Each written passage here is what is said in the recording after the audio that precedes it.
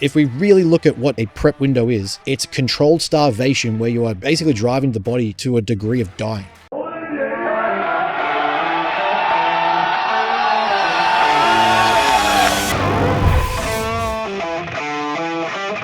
It's time to sit down, keep it real, and cut the bullshit. Welcome to Table Talk. All right, Ben, thanks for coming back. You were on episode 311. We're going to go a little bit deeper. Yes. You're looking at me like I said the wrong episode. Yep. Like, was it? I'm trusting you. Like, oh, man, did I screw that one up? Okay, so the reason I wanted to have you back out again is because the psychological aspect, it's a weird aspect. Yes. And it's not covered as much as it should be. And the way it is covered would be, okay, you need to hit smelling salts before you do a big lift and get super psyched up. Yep. And oh God, I used to have that. Meditate. The meditate aspect. Yep. So like one's too hard for anybody to do. Yep. The other one, they can't really do it very much. Yep. But they don't have a base to be able to establish any of it. And we talked a little bit about self-talk and some of the other ones before, but I spent a lot of time going into your origin history and your getting screwed up playing rugby and dreams being crushed and all the other things that were in there, to where now we'll go a little bit deeper into that. But I do remember when we spoke last time, you had an intake form, which we got into towards the end of it, I think that would be a good place to start off, right? Because if somebody wants to get a hold of you for that work, that's going to be the process. Is they're going to fill out that intake form. You're going to vet. Actually, let's go a step further. You're going to vet them out. Yes. And then once you vet them, then what's that intake process look like? Yeah. So for us, actually, a lot of our content does a lot of the initial vetting intentionally. Like we're not a large, broad sort of audience type coaching system, right? So that when someone does come through the intake form, we already know just by the fact they're filling it out that they're already a little higher or further along in the motivational spectrum. They're a little bit further along in the desire sort of to change or move or do the thing. So when we do get to the intake form, we intentionally make it a little bit more complex than what was your previous training history? What was your last program? Do you know how to track macros? That's one of 4 forms that we fill in. But the actual intake that we do contains about 4 different sheets or 4 different jot forms. The intention there is to see how deep this person will go. If they're generally filling out detailed answers, if they're giving explorative, descriptive detail to what they're trying to achieve or what they currently understand about themselves, then I know that they're more inclined, to see it through and that they actually want the thing they say they want. So we'll intentionally ask complex questions, deep questions, introspective questions that I want to see where they'll go with it. So it can be things like, how would you describe your social circle? How would your social circle describe you? We'll go into things like identity construction. So how would you identify your current traits and why aren't you at the goal you say you want? And then from there, it's like, well, what is the definitive criteria of the person that would get that goal? Now, what's the gap between the two? And have them answer those questions so I can see where they are and what they understand about themselves and what the goal actually requires they say they want. Getting just a surface level, I just want to lose weight, or I want to put 20 kilos in the bar. Like, yeah, okay. But who is the person that gets that 20 kilos in the bar? Who is that person that wins a national title? Who is the person that gets to 3% body fat? There's a lot more to the construction of that in defining the person than whether or not they're just simply like the outcome that they focus on. Last time we spoke about, there was performance process and outcome goals. If we just set that outcome target, it's very loose and very poorly attached to the person. If we can get them at a deeper, more process-based level, who is the person that you have to become in order to achieve that outcome is a lot more emotionally connected. It's a lot more constructive and something that's sustainable that I know that they can then make that goal obtainable. So from start to finish, we're looking at the construction of the person they need to become, not just the physique or the number on the bar or the weight on the scale, if that makes sense. In that scenario, how do you differentiate between someone who is not bought in enough to fill out the form to the standard that you would like, let's put it that way, or someone who has just never been asked those questions before? I might be sat here and I'm looking at this form from Ben and I haven't been asked any of that stuff at any point in my life. All the desire is there, but I've never had to actually verbalize or put down on paper. Can you look at someone's written answer and kind of define which camp they're in, if you get what I'm saying? I'm going to piggyback on that, just to add a different layer to it. When you're looking at those forms, you're also looking at where they came from. Yes. And you're kind of pre-selecting if they're coming from Instagram or TikTok, which is already short form based, versus if they came from a long form podcast like this, Yes. which would kind of, so if they're coming from the short form thing, it goes into Tom's question a little bit. Do you find that if they're coming from that short form thing, they're already biased because their left side of their brain's already kind of heavily induced because of that, where the right side isn't, where if it's more of a long form, they're already more thinking about those bigger questions? Yeah. So we intentionally articulate and construct our social platforms. Like we're actually bigger on YouTube for that exact reason. We do a lot more long form. We do a lot more blogs, articles, like written content to see who's interested, to see almost like that pre-screening. Is this person at the level we want them to be in? Are they introspective enough to ask these questions? And are they going to take the time to watch that stuff, consume that content? Whereas if they do come from a shorter form piece, is it just a quick trigger, like, oh, this is catchy, it got my attention, oh, now I want to sign up instantly. So with those shorter forms, going on to Tom's question, do they have a harder time answering these questions? Yes, I would say they do. I find the deeper layer, the more long form content that we put out, if someone has come to us and said they've watched the Elite FTS episode, if they've watched this part of our podcast, if they've watched our mid form to long form stuff, generally they've already started answering some of the questions that we ask. And generally we'll find there's a question we've sort of created, and it's something that we've sort of articulated as a bit of a pre-screen, which is if someone has asked the first question, and it's a first principle question based on, am I meant for or am I capable of achieving more? If they generally ask themselves that question, they'll start to explore that in the content that they're filling out, in the forms that they're filling out. The idea is that we're trying to provoke that thought and that layer of thought to get them to that stage of being ready. Now, to your question, it's kind of like when we're coaching someone, right? Where it doesn't have to be perfect, doesn't have to be, it doesn't have to be the best lift. You don't already have to be at a 300 kilo deadlift. But if I can see the effort and the intention in the form, I can see you trying, then I can extrapolate more from that. Motivational interviewing, using extrapolated skills, using deep diving, deductive reasoning and questioning. Once we get to the consult, I can get that out of you a little bit more and help you work through that. The main thing I'm looking for is, are you trying to get to that deeper level? Are you trying to see what that deeper level goal is and what it means to you, what the emotional connection is, what your values and priorities and principles are? Is that going to lead to a better connection to what we're trying to achieve? And when we've done that, as we've modified these forms and we've assessed this intake after time, we've found our retention model, excuse me, our retention is so much higher. Because we're looking at longer duration goals. We're looking at long-term buy-in, where this person realizes that change doesn't take 3 months. It doesn't take 6 months. You might be a 30-year-old that's like, I want to do my first show. Okay, well, you spent 25 years putting on this much body fat and living this way and being a certain way. We know that the goal is going to take a couple of years. It might take a year and a half. It might take a fair while. So we found that these people coming through, taking the time to fill in the forms, give the detailed answers, or at least as deep as they can go, they're far more bought in. They're far more likely to see it through, and they're willing to endure more. And I can see that in the depth or level of content that they put into those forms. So it's kind of, it's pre-screen itself, but in a way where it doesn't have to be, a blog or article level answer. But if I can see that you're trying to get there, we can jump on that consult, what we now call a confirmation call, to see if we both align and actually connect and see, hey, can we actually do this? Can I get that answer out of you? Yeah, sure. So it's kind of like Can you tell from their answer how long they sit with the question? So for instance, if you ask a question such as, are you capable of, I'll make it a question people can probably relate to a little bit more. If you ask yourself, like, why am I here? Just on earth in general, you can sit there and say, well, because, or you can sit with it. And you can sit with that one for a long time, right?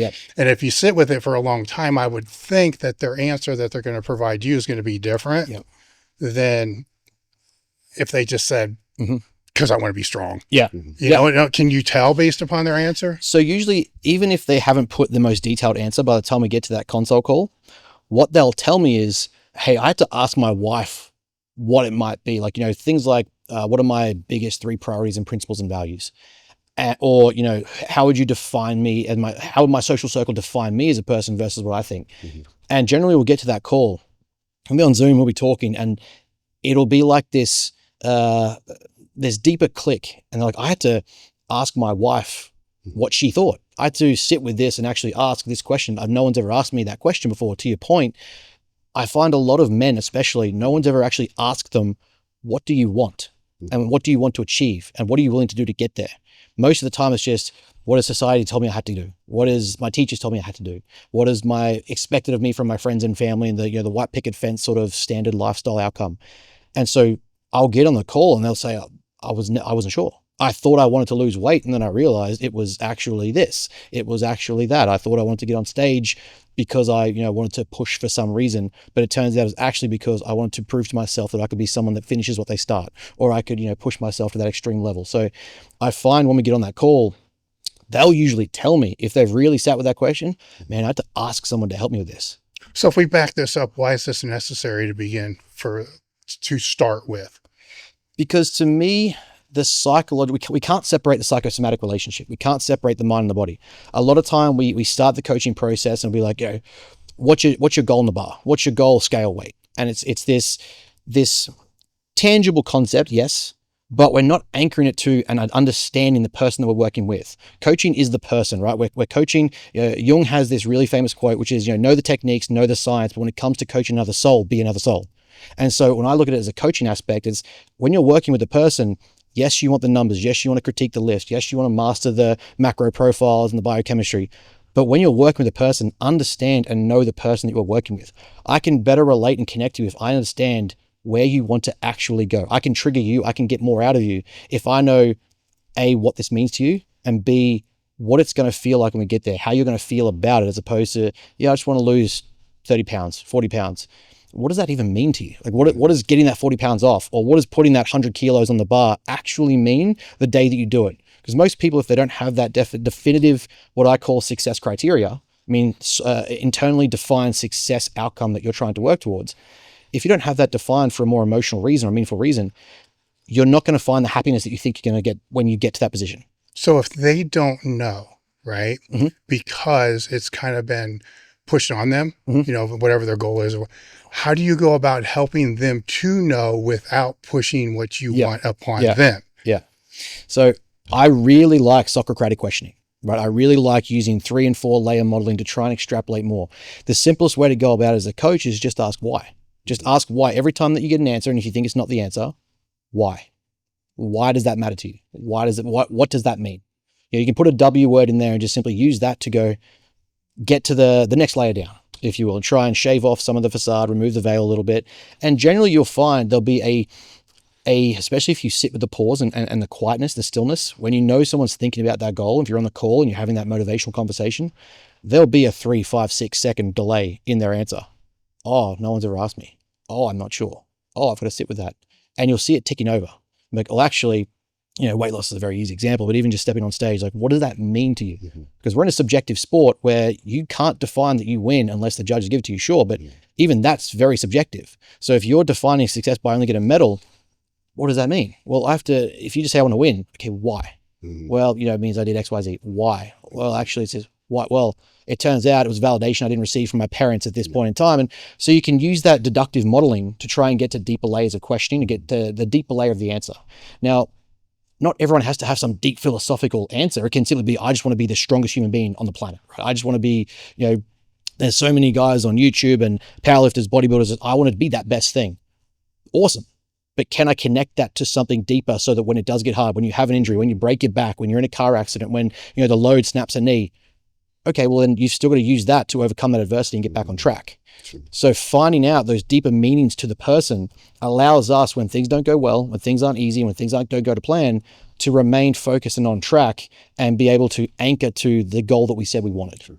With these forms, do you think they've been more helpful for you as the coach or for the client? Because, a lot of the time with intake processes like this, they're trying to systematize something that you're probably doing subconsciously anyway, which is why you're a great coach, right? So has it been more beneficial for you in that it teaches you something, or is it more beneficial in that now you have this thing in existence where their own answers are on paper and they have to look at them? It's like, I know you might know whether they're ready or not, but like, do you know whether you're ready? And you can kind of turn this back. So what do you think? Who do you think it's been more beneficial for?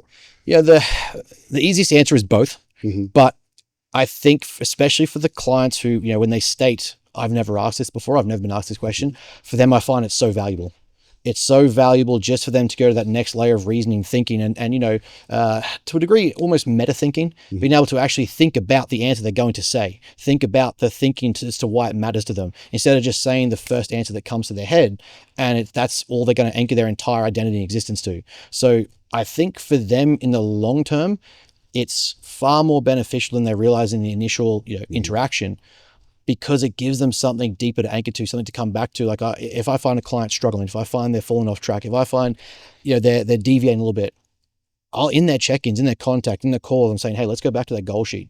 Is this still the thing you said you wanted? Because you said you were willing to die for this. You said you were willing to do X for this. And that to me is a way in which we can re-anchor, correct course, get back on track. And that's going to mean that now it's a nice sort of motivational respark, or it's just reigniting what they said they wanted. Or we revisit and go, actually, I've tried this for 6 months. I want to deviate. And one of my favorite concepts with that is I use physique development as a means to create direction in life if someone doesn't have it.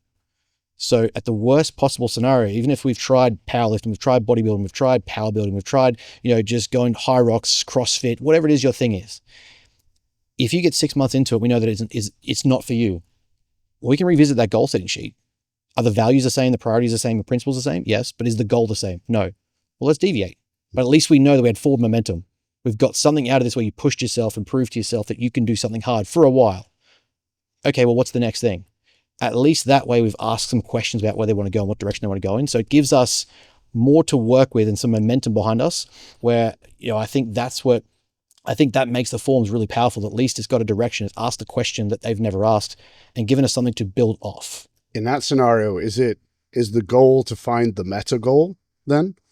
Because like you've tried CrossFit, you tried they're not quite ticking the box, but like, is there a meta goal that all of them kind of work towards, but none of them quite hit the mark, if you know what I'm saying? Yeah, I get you. And I think it's kind of like I said earlier, right? Like some can have that meta goal. Some are kind of using that physique development as something bigger or greater. Some just want to get on stage and dominate, and that's okay. And, some want to get on the bar and dominate. That's okay. That's perfectly fine to be the goal. But a lot of the time I do find that in the absence of direction, the physical goal kind of becomes the vessel through which that meta goal becomes possible. And they can sort of navigate that and say, well, it's not this one, it might be this one. Or it's not this one, it might be this one. Because then what I like to do is encourage a transference of trait and skill to life. So if you're able to get on stage, if you're able to get 300 kilos on the bar, if you're able to get 40, 50, 60 pounds of body weight off you, you can do a lot of other things. Most of those traits end up transferring to business, career, relationships, your family, and it shows them that they can do things in other domains. So have you seen that? This would be for both of you. Have you seen those traits actually transfer? Right. So I'll use some examples here that I call it selective hard things. Everybody wants to talk about hard things, but they select the hard things that they want to do. So are they really hard? You're selecting them. Right. So if it is the training aspect, the selective hard things, they do that. They're really good at that. Then they get an injury and their life is completely shocked. Everything's screwed up, or their wife wants a divorce and everything's shot, where those are like the real hard things. And instead of embracing those things, which nobody really wants to do because there's suffering involved with all that, but those are always the things that if you look back on your life many years later, you're going to fall back on those and say, I made it through that. It sucked, but I made it through that. Are you seeing those selective hard things have correspondence to the real hard things? So let me just keep going. Because I think the real coaching comes in when they are hit with this. Yes, absolutely. Right. And you can't be a dick and say, well, it all happens for a reason because they, we've all been in those positions. It's like, you just got to one more. Yeah, fuck it does, but you got to learn how to navigate those things from that. So for me, I find that they become it's almost like the resilience builder, right? The psychological development so that you can pull from that when something hard does happen. In my opinion, life is going to be suffering no matter what. We live, we die, the in-between is the story, right? So no matter what, no matter how well you live, how good you live, you end. And that's going to be some degree of suffering. Your family will suffer, your friends will suffer because they've watched you pass away, whether it's through an injury, suddenly, whether it's through a sickness, it's going to be suffering. That means then we have to choose. Are we going to passively live? Are we going to actively, proactively live? And so if I can selectively choose the hard thing, at least to the degree that's beyond my current skill set, it's going to push me to grow and get better. I can prove to myself that I have the competence and the ability to do something hard intentionally. And then I can pull from that when stuff does get hard, when the injury does happen, when the car accident happens, when the niggle happens, when the financial setback happens, when my wife wants to leave me. I might not have the current repertoire to deal with that, but I can look back in my resume, I can look back in my history and say, well, I did this hard thing. I got through this thing. So as a coach, how do you have this conversation? Because I'm going to make this absolutely ridiculous, right? So they're going through a divorce. Their wife just says they want a divorce. So bam, the whole world's exploding. You can't sit there and say, hey man, you remember when you did the cold plunge? Yeah. Oh yeah. Yeah. You know, like that is going to have zero bearing. Yeah. Yeah. I've been training for over 4 decades now, and keeping track of all my training metrics has always been a big part of that. It wasn't until later on that I realized that keeping track of your internal metrics are just as important, if not more important, the longer you're in this game. Most primary care physicians, if you go in for any type of issue, they'll look for what's off, but they're not necessarily looking for how to optimize where your labs are for where you want to go. That's where Merrick Health comes in. Merrick Health does advanced blood work with medical providers around the world and a health coach who helps build a plan around your goals. I worked with Merrick to build a custom lab panel for this show. They have guided optimizations that can help you set you up with a health coach to be able to work through what your goals are, from the prescriptions to supplements, just the whole deal. Don't have to do that. You can just do the lab panels. They have options. You can find this at merrickhealth.com/table talk for 10% off your first order. One of the best decisions that I ever made was to partner with Merrick. So I highly suggest you head over to merrickhealth.com/table talk and get started today. I think in these scenarios, you know, I can't remember who said it, and Brad is going to kill me for not remembering. It's like basically, man can adapt to anything if the goal is good enough type scenario, right? And we choose the suffering there. And when we choose the suffering, we will tolerate a lot, as you see undoubtedly all the time, right? But I think one of the biggest things that come in here is when you choose that path of this is the thing that I'm choosing to suffer for at the end, there's going to be moments of unchosen suffering. The knee injury, the whatever you have to do in your competition prep that you really thought, I didn't think I was signing up for this. I think those are the character builders. But like, unless there's this path in front where you're like, that's the thing I really want. I'm happy, you know, if the diet went to plan every single week, like I lost a pound every single week without fail, never had to change cardio, just dialed right in, like planned it out 60. I'm not sure they'd grow that much for them. Yes, it would be hard, but it was hard to plan. I think it's the Joker in The Dark Knight. It's like, you know, if everything goes to plan, doesn't matter how horrible it is, everyone's fine. But as soon as there's a bit of chaos, right? Yeah. So like, it's the chaos that happens in the plan that you have to deal with. I think that's the stuff that builds the character. I want to add to that because one of my favorite quotes that you're kind of alluding to is from a man called Viktor Frankl, and it's his book. His book, Man's Search for Meaning, and it's a fantastic book for anyone who doesn't understand how to endure suffering or why there's some meaning to suffering. He's a prison camp, I guess, survivor, and he is a psychiatrist at the time. He comes up with this concept called logotherapy, and he writes this book, Man's Search for Meaning, the way in which he finds the way to endure the suffering of the camps through meaning and emotional connection. And for him, it's his wife. He wants to reconnect with her, and he's going to endure whatever it takes to get there. And to that point, I think it's a great reflection that it's almost like the meta concept, right? Is not that the goal is going to be the hardship is going to be exactly the same as the divorce or as the separation, but what it's proving to you psychologically is that when you're faced with a terrible odd or outcome or situation or deviation, you've got some proof somewhere that you overcame the hard thing. And that is, I think, as the coach, is what we're trying to allude to in the conversation. It's not, hey, you know, remember how you did that prep and your posing practice was really hard. It's more like, hey, remember when, you know, for example, in my last prep, right, I just finished season A in Australia this year. I had 4 wisdom teeth taken out. Nice. Now, all 4 wisdom teeth dry socketed. And I was told by everyone involved, it's a quick three-day recovery. It'll be easy. Coach is like, yeah, just get it done, get out of the way. Cause like I went in there and she's like, yeah, we've got to get these out. You physically, the jaw, you can't get back there and clean it. So we've got to get them out. Fines, 3 days, whatever. It was 2 weeks of dry socketed exposed nerving to the point that I couldn't chew or eat. I was just basically drinking Chobani yogurts. And that was my protein intake for like 2 straight weeks. For context, that's the worst pain I've ever been in my life. Is Yes. the dry sockets. Your head is just, oh. She said to me, like, when I came back in, she's like, why didn't you come back in? I was like, well, no one told me what the pain threshold was supposed to be. I just thought I was being a pussy. Yeah. So I was like, I don't want to keep complaining. Yeah. She's like, you have exposed root and nerve. Point being, right, is like, that isn't where I'm going to go to clients and be like, hey, you know, dry socket, like your wife, you had sore teeth. The comparison, or I guess the context that we use is you're going to show yourself that you have confidence via competence. You've proven to yourself that you can do the hard things. So where are you experiencing a hard thing again that you've never experienced before, right? Hopefully you never experienced a second divorce or a third divorce. So you're probably not going to have the context to pull from and go, I can handle this.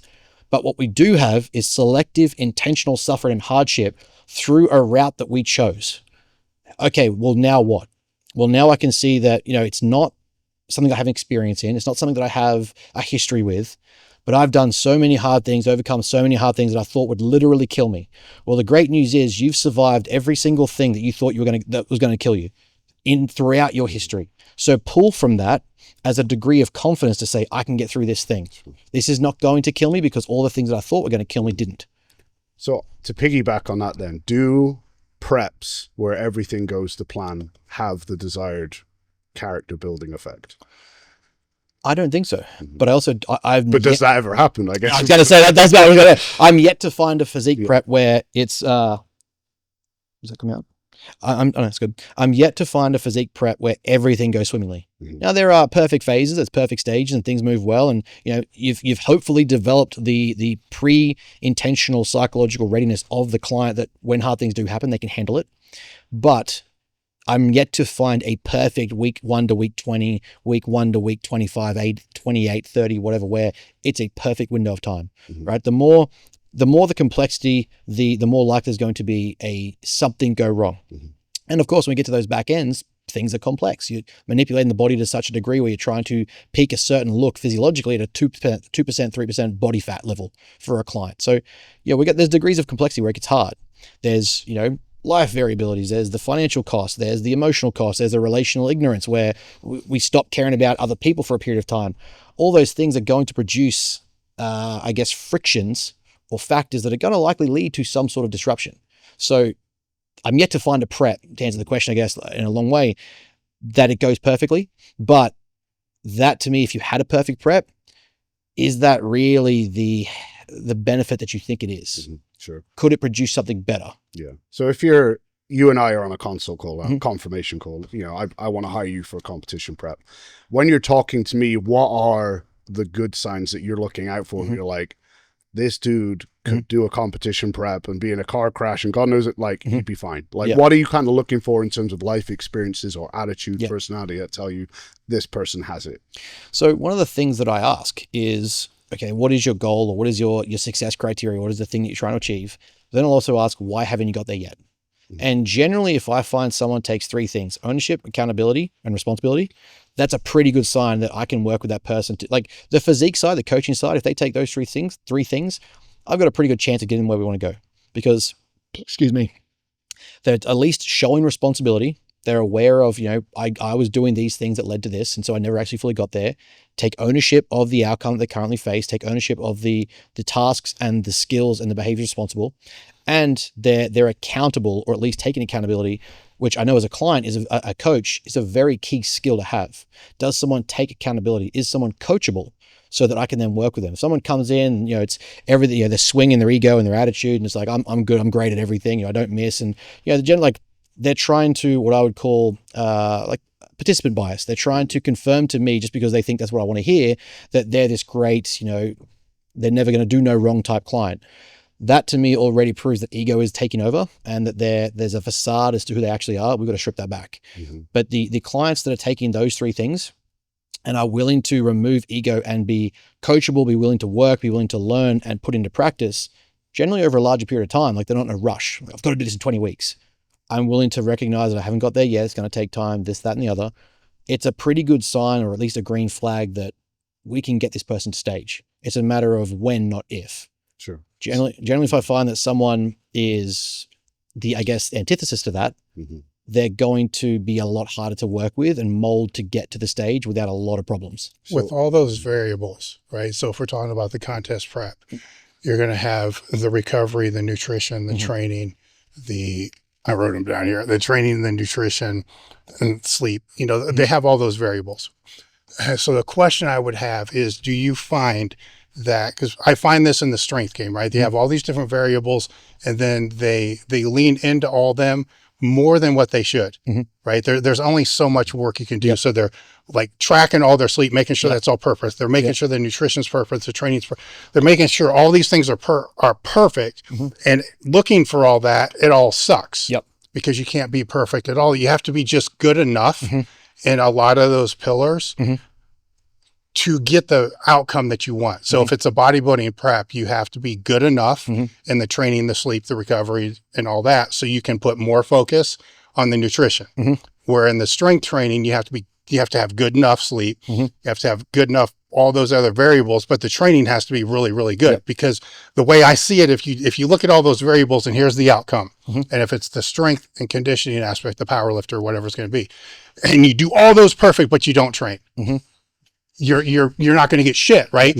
And now, if you train but you sleep for shit, you can still get the desired outcome. If you eat like shit, you can still get, I'm not telling you to do it, but you can still get the desired outcome. So it's really easy to figure out what's going to be the most, you can lay the priorities. Yes. Do you find that with the people that you work with, that they don't have those priorities? What's the word I'm looking for? Prioritized, I suppose. Like, here's the top one, here's the second, the third. Because I'll find a lot of the times that they'll take the fifth and make that the first. Yes. And then they're not putting the focus that they need on all the other ones because it's too overwhelming. Well, it's too overwhelming because you're too engaged with all the other shit that just has to be good enough. So I find with that client, the question then becomes, okay, let's say you want to do that. Are you willing to accept then that if you don't make this the priority, the result isn't probably going to be what you want? It's probably going to be a degree lower than what you expect or hope that it's going to be. Now, if you're willing to modify that priority, fantastic. There's a window of, I call them seasons. And like, obviously there's a prep season, there's powerlifting this season, you got meets coming up, you got this window of time of shows, whether it's business or personal life. I'm still at university finishing off my degree. So if that's the, season that I'm in, I have to be willing to accept, okay, if I'm going to go all in on finishing my degree to get the highest GPA, so I can do my post-grad and get my doctorate, well, what's going to sacrifice for that? Am I willing to trade off my sleep or some of my study or some of my nutrition, some of my training? Okay, that might likely means this is going to suffer over here.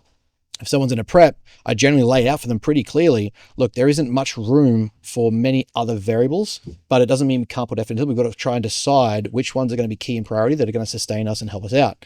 So like things like, for example, relationships. I put a big emphasis on social and intimate relationships during a prep, because as an individual, you need to have a fallback to someone people that can hold you up and support you, because it gets deep. And a lot of the time, if you've never done it before, there's a lot of emotional variability that comes in. You're depriving glycogen and oxygen to the brain, so you're not going to function as well. You're very heavily emotional. There's very minimal filtration or filtering. So you got to make sure that your relationships are strong so that you can fall back on that fiance, that husband, that boyfriend, whatever it might be, and say, I need you to help me out. But if you're not prioritizing that where you can, right? If you're fixing purely on all these other variables and you're ignoring that, well, there's going to be some consequences to that downstream. And, the emotional, psychological side becomes pretty taxing. So to me, it's trying to get what priorities are you willing to trade off? And if you're not willing to trade them around or move them around, you have to be okay with, that means the result might not be what you want it to be. So when we look at these trade-offs, and this is my Gen X brain coming through this whole thing. When they're looking at the trade-offs, how come they're never looking at trading off their screen time? Yeah. Right? Because if that's 4 hours a day, right, and the training only takes an hour and a half a day, and meal prep takes an hour a day, it's like, and they'll talk like, well, I have to not study as hard because I have to have all this time here. It's like, motherfucker, you have 4 hours of screen time. Like, the time is there, but you don't want to trade that. I get it. It's addicting and all the other factors that go into that, but that's never part of the conversation. It drives me fucking crazy. I have a concept of that I talk about, which is like when people say they're all in, right? They're usually all in on the things that they're easy at, the things they're good at. Very rarely, if you meet with someone who's, sort of dabbling for the first time, right? The first powerlifting meet, the first weight loss journey, the first bodybuilding show, the first business, I'm all in on this stuff. And you'll generally find it's the stuff they're already good at. like a powerlifter that's starting up, like I'm all in and it's on the training, Mhm. but they sleep like shit. They don't do their cardio. They don't do their accessories. They just want the big numbers. You know, their life outside of their health markers are terrible. Or in a bodybuilding show, it's like, I'm all in on this. And they'll, you know, do the training sessions and posing as they start to lean out and they feel good. But a lot of the time they're you know, they're not weighing the food they should be. They're not doing the home stuff they should be doing, the step targets, or going to sleep for the 8 to 9 hours. It's such an interesting thing when they say I'm all in. Generally what I find is a lot of people that are all in is on the stuff they're already doing well. And then you challenge them with the discomfort of like, hey, let's turn the phone off. Oh, but I've got to XYZ and this, that, and the other. I just do it as yeah, but you got 4 hours of screen time. And so I actually do, one of the things that I teach is time management. So we have a few pillars that we work through in the pre-screening to are you psychologically ready? And one of them is trying to get people to understand systemization. And time management is a big part of that. How do you block your time? How do you set your time, your schedule, and your calendar? Because prep doesn't get easier, it gets harder. There is, you know, cardio goes up, step targets go up, posing requirements go up. Your training windows might become longer because you're a bit more exhausted, but you're still got to show up for work. So your day gets more convoluted, more complex, especially if you don't have that systemization first. So if you're spending 4 hours on the screen, but you're telling me you can't, you know, get the extra posing session in, that extra cardio session in, that extra sleep in, I'm just saying bullshit. You don't actually want the thing that you say you want. And we've got to confront that and actually address that before it gets any deeper, because that extra 4 hours is a long time, extra 2 hours a day. So how do you work that in? Because it's and I get why we all would get addicted, you know, and we all still do, because the way the algorithms are kind of driven is there's always negative stuff, right? And the negative stuff is because evolutionary psychology, it's, we're more keen to pay attention to that because we hear a rattling in the bush. We want to know what that is. It's threat detection. It's threat detection, right? So we're going to click on that more, just because that's the innate nature. Or if we're bored, you know, instead of just sitting in the boredom, we're going to pick that up to be able to scroll through all that, right? So it's a habit. And it's a very successful habit for the algorithms and all the other kinds of stuff. They made trillions of dollars. Yes, and it's not going to go away. But it's also that big time suck that you're talking about there, which you mentally can't frame what you want to become if it's all being hijacked by that, where the best ideas come in the shower. Why? You don't have your fucking phone. You're just kind of sitting with your own self. And you're just kind of sitting with those bigger questions like we talked about it.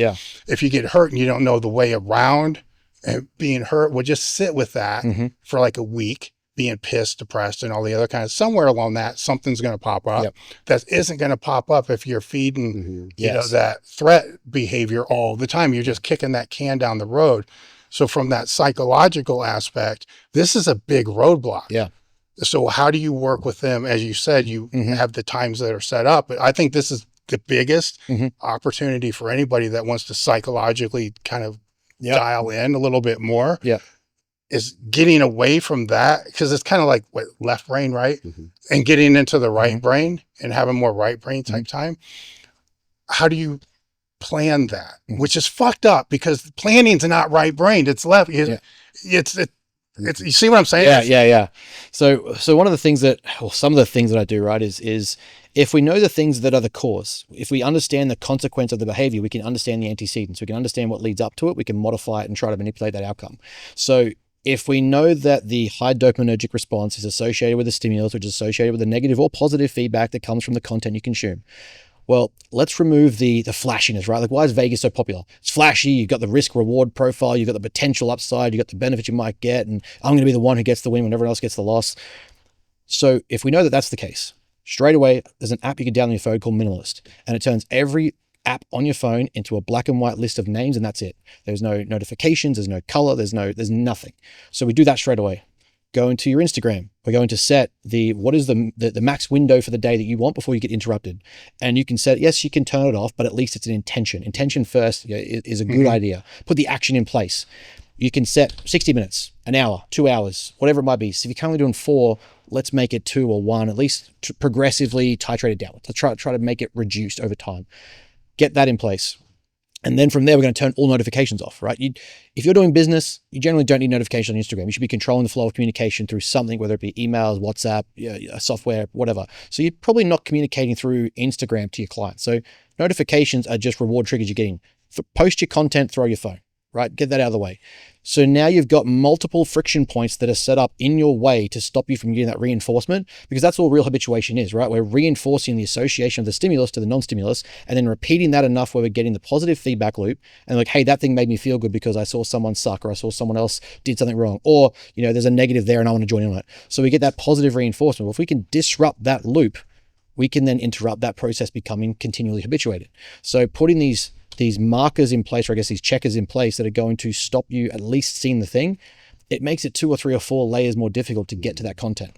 And I'll throw another one in there just to kind of help out. If I see something on Instagram, usually it's like a slideshow that's informative. That's AI shit or whatever I see. I won't read it. I'll do the same thing on YouTube. If I see a video that I want to watch on YouTube, I copy the link and I post it on my to-dos. Right. So I don't, it's like, if this is important, I'll see it later and then and most of the time when I do that, 10%, I might actually go back and read. So I know I'm interested. You know what I'm saying? It's just a little hack. I know I'm interested. I know it might have value. I don't want to spend the time right now. I'm going to copy, paste, throw it in there. And then it's delayed gratification in a way. But man, when I started a couple of years ago, that just, it dropped so much, so fast. I think to add to it was minimalist. I think so. Yeah. Cool, and thank you for that. Even just putting your phone screen in like black and white mode, you know, helps. But I think the cool part that you can take advantage of is like, even when you have these, I'd call them low grade addictions, because it's not like they're addicted to cocaine or something, right? Like, you don't actually want to do the thing that bad. Like the barrier to entry really doesn't have to be that great. So it's like, what if every time you go on Instagram, you actually just had to log in? You know, and we're using social media as like a proxy here for a lot of other things, right? You know, like what if, you know, you didn't actually keep your donuts in the house, you actually had to go out and buy them, even if it was a 5-minute walk away. Like how many times would that stop you doing it? Like, I think there's so many, I think people underestimate how little they have to put in the way of these things to see there. And I wonder, you know, when we're talking about being all in, is it better to, you know, say there's an unbalance here where like, I can't get to X because priorities aren't in the way. Are we better off like shifting around 3 or 4 things, or are we better off, at least in the long-term development of the athlete, saying, what's the one thing that you really hope I don't say right now that needs to change? And they're going to be like, oh man, I go on my phone in bed. Don't take that. It's like, there, whatever, you know, whatever the biggest, scariest dragon is that you don't want to fight, do that one. It doesn't matter if it's like titrated down and maybe the coaching process should be, I don't know, like, let's just do that repeatedly until there's no dragons left type thing, if you know, rather than like, what are the 3 things that you actually want to do? We live in some crazy times right now where there's not a day that I don't go on the internet and I see some BS crap about this research study or this research study. This isn't new. I've been in this industry for 4 decades. One thing that's helped me is 8 years ago, the mass research review started and became a godsend. The mass research team are professional researchers that are also meatheads. So they've done this great job of being able to take all these topics and put them into this research review that I get every month. I'm excited to partner with them. I spoke with Eric Helms about this on the podcast. It's simple, it's easy.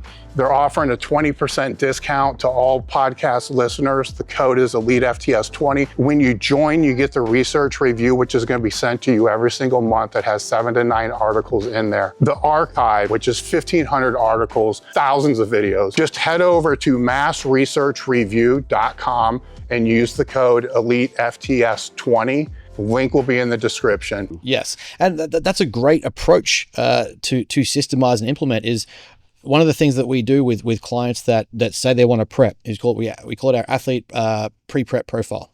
And basically it comes up with, I think it's 13 traits that we've developed, or 13 skills.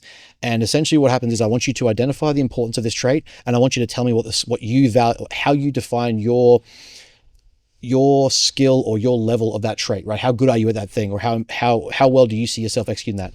And what we'll do is generally that produces a score. And with that score, we'll say, okay, the 3 or the 2 that are highest tier, that are standing out, are generally the 2 or 3 that we want you to fix before we start prep. So we're identifying, to your point, right? Where let's say it's time management, let's say it's you know, social anxiety, let's say it's whatever it might be, nutritional literacy or an emotional attachment to food, whatever it might be. that thing, right? We're gonna start here. It's not just a matter of like, are you tracking your food? Are you doing training? Are you, can you pose in front of the camera? If you were doing those things, well, we're not like that's. I don't have to coach you at that, right? Like most of the time, I might have to coach you, tweak some mechanics and movement execution, but I'm not coaching you to go to the gym 5-6 days a week. So what's the thing that's going to hold us back? Well, it's going to be over here where you suck. It's going to be over here where you're struggling and you're scared to confront it, and you don't want to tell the coach, right? Like, oh, don't know this, but I'm doom scrolling TikTok till 4 a.m. Well, no wonder your training feels like crap. Your appetite's high. Your emotional stability's low, and you've got no energy. Well, you're only getting 2 hours of sleep. Shocking that feels bad, right? So we're going to address these root causes, and generally I find when someone's like, just set new habits. Well, a lot of the time, which we have to pair the new thing with undoing the old thing. And so we have to look at, okay, well, the issue isn't just sleep per se itself. It's what's the reasoning for the low grade sleep. And that might mean we have to assess those behaviors. Like you said, maybe it's, oh, I'm getting terrible sleep. Well, the average coach might just say, okay, I'll increase your sleep number, just sleep longer, or like just be less stressed. Like that's a great statement, but that's not coaching. But if I can say, hey, what's the reason why you aren't going to bed? If we systemize your time from 9 p.m. to 12 p.m., what's happening? Oh, I'm on my phone until 11:59, but you're going to be up at 4 a.m. for your kids and go to work. Okay, so how do we interrupt this? How do we fix this thing, deal with this system here that's then going to impact the rest of the system, over time? It's going to make you train better, eat better, look better, drop body composition, or improve body composition. It's getting to that root cause of the problem and addressing that before we start the prep. Because one of the things that I try to encourage people is understanding that prep doesn't get easier. It gets harder. The more emotionally fatigued, the more hungry, the more exhausted, the more fatigued, the more sore and tired you get, they all start to layer, and it costs you more and more cognitive currency to do the thing over time as you get closer to the show. So you think that you're going to develop that skill in prep, you are lying. And any coach that says that. In your opinion, why don't we look at traits and virtues as trainable in the same way that we do physical capacity? So like you got a bodybuilder has a lagging body or a hyroxer who doesn't have good enough conditioning. Someone who isn't a coach knows like, I just need to train that trait. Yeah. Why don't we look at psychological traits and virtues the same way, don't you think? In the simplest answer, I don't think people put enough respect on psychology or the psychological component of coaching people. I think it's very much like, here is the physiology. Here is what we know we can train and see and do, right? This thing over here, yeah, that's important, but like, just stress less, just eat less, move more, just, get some more sleep, or just spend time with your wife. I think a large part of it is the lack of appreciation for how important the psychological component actually is. And I think that tends to lead to why we ignore it. Like we don't put the value on how that implicates or impacts things. And a lot of the time, like, we talk about what credential do you have to coach nutrition? What credential do you have to coach physiology? But how much are people investing in the psychological component of coaching?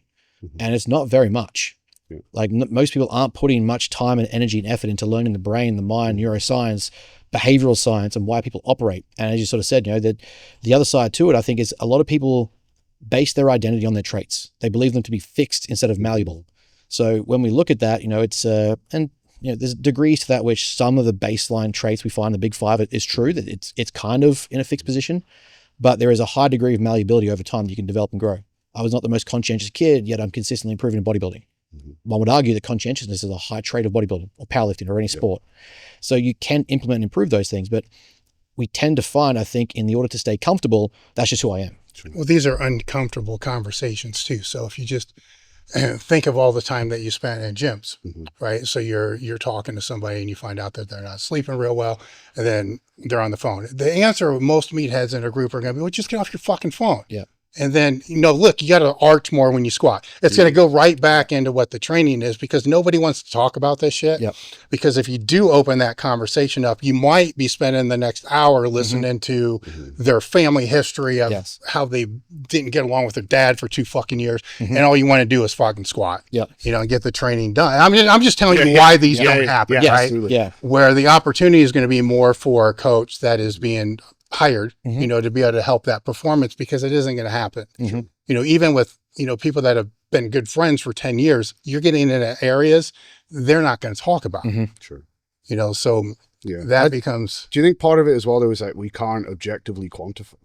Oh, yeah. Like, you're more conscientious now than you were 10 years ago. By what metric? Like, oh, I want to be more benevolent or more patient. It's like, well, how do you measure? You know, it's not an inch on your arms or 50 pounds on your squat, but you know it, right? So do you think that's part of the issue, though, is that I think we can probably all say there are lots of virtues that we would like to be better at, but like, how do you create a target to strive towards when they're so kind of ethereal? It's hard, right? Because I the example I use in this situation is like if I break my leg, I know that because if you look at clinical psychology versus performance psychology, generally one operates from a place of deficiency, one operates from a place of optimization. So the general health model, the clinical model is usually there's a deficiency or there is a cognitive deficiency, a cognitive load issue. So, you know, we're talking about like being manic, we're talking about, you know, depression, suicidality, whatever it might be, we're talking about those things. Generally it's from a place of some form of deficiency, belief in self, you know, praise in some area, that sort of thing. When it comes to like an injury and I've broken my leg, I can go see a PT, I can go see a physio, I can get the scans, I get the surgery, and generally there's a textbook history of how long that sort of recovery takes. Now I can sort of adjust that by implementing peptides and BPC and TB500. I can go talk to people, do these things, but the trainer can say, okay, you only have this range of motion. After this period of time, now you have this range of motion. We've progressively seen that get better. So it's hard to, or it's easy to quantify tangibly that you've made progression. The psychological side, and this is, you know, to date, I think one of the biggest issues with psychology as a stigma, as an issue, as a mental health concern, is that you can't quantify it in a way, at least enough, where it's provable to the same degree that, you know, I've made, I've reduced 0.5 seconds off my sprint. I've added an extra 20% range of motion. I've increased the angle in which my leg can extend this far. It makes it very hard for people to buy into something that is so abstract. It's so subjective. So at the best that we find is you can use constructs, you can use questionnaires and forms and try and get to a quantitative answer that we can then use to extrapolate the qualitative like feedback and try and combine those two factors. But at the end of it, really, it's always going to be a subjective thing. Even when we look at studying clinical personality psychology, we're looking at like diagnoses, they still only operate within this is the most logical prognosis, but it's not certain like a broken leg is. We're using criteria that overlap to make assessments and sort of decide what the best possible treatment might be or the most likely diagnosis is. So it's hard to give that sort of like this tangible thing is this. No, but there's examples, right? Yes. So if somebody's always using pre-workout through their training because they can't mentally get themselves up, there's a red flag, right? There's a psychological issue, right? If they're straining through a lift and they quit halfway through just because they didn't think they could do it, well, there's a psychological issue.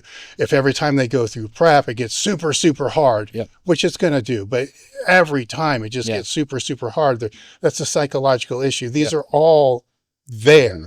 And people are grabbing for all these different solutions for that, smelling salts, free workout, all this other stuff, for things that they actually have more control over than what they think they do. So it's there, you know, it's because that was a question I was going to circle back on, is why is the psychological aspect even an aspect? And for a lot of people it's not, but it is, right? They just aren't aware how much it is, right? Why does everybody want to know, how can I better visualize to get better performance, right? And that's a question I'm asked all the freaking time, right? But they don't know the steps to be able to go. So they know, right? This is the weird part of the whole thing, is they know. Like, ask anybody, why did you not? Or here's another proof. What am I looking for? Another proof of concept of what I'm trying to say here. If they obtain a goal, how come they're not satisfied with it? You know, how come it lasts for 15 seconds and it's right on to the next thing? Right? Why are they not aware of why that is actually like it is?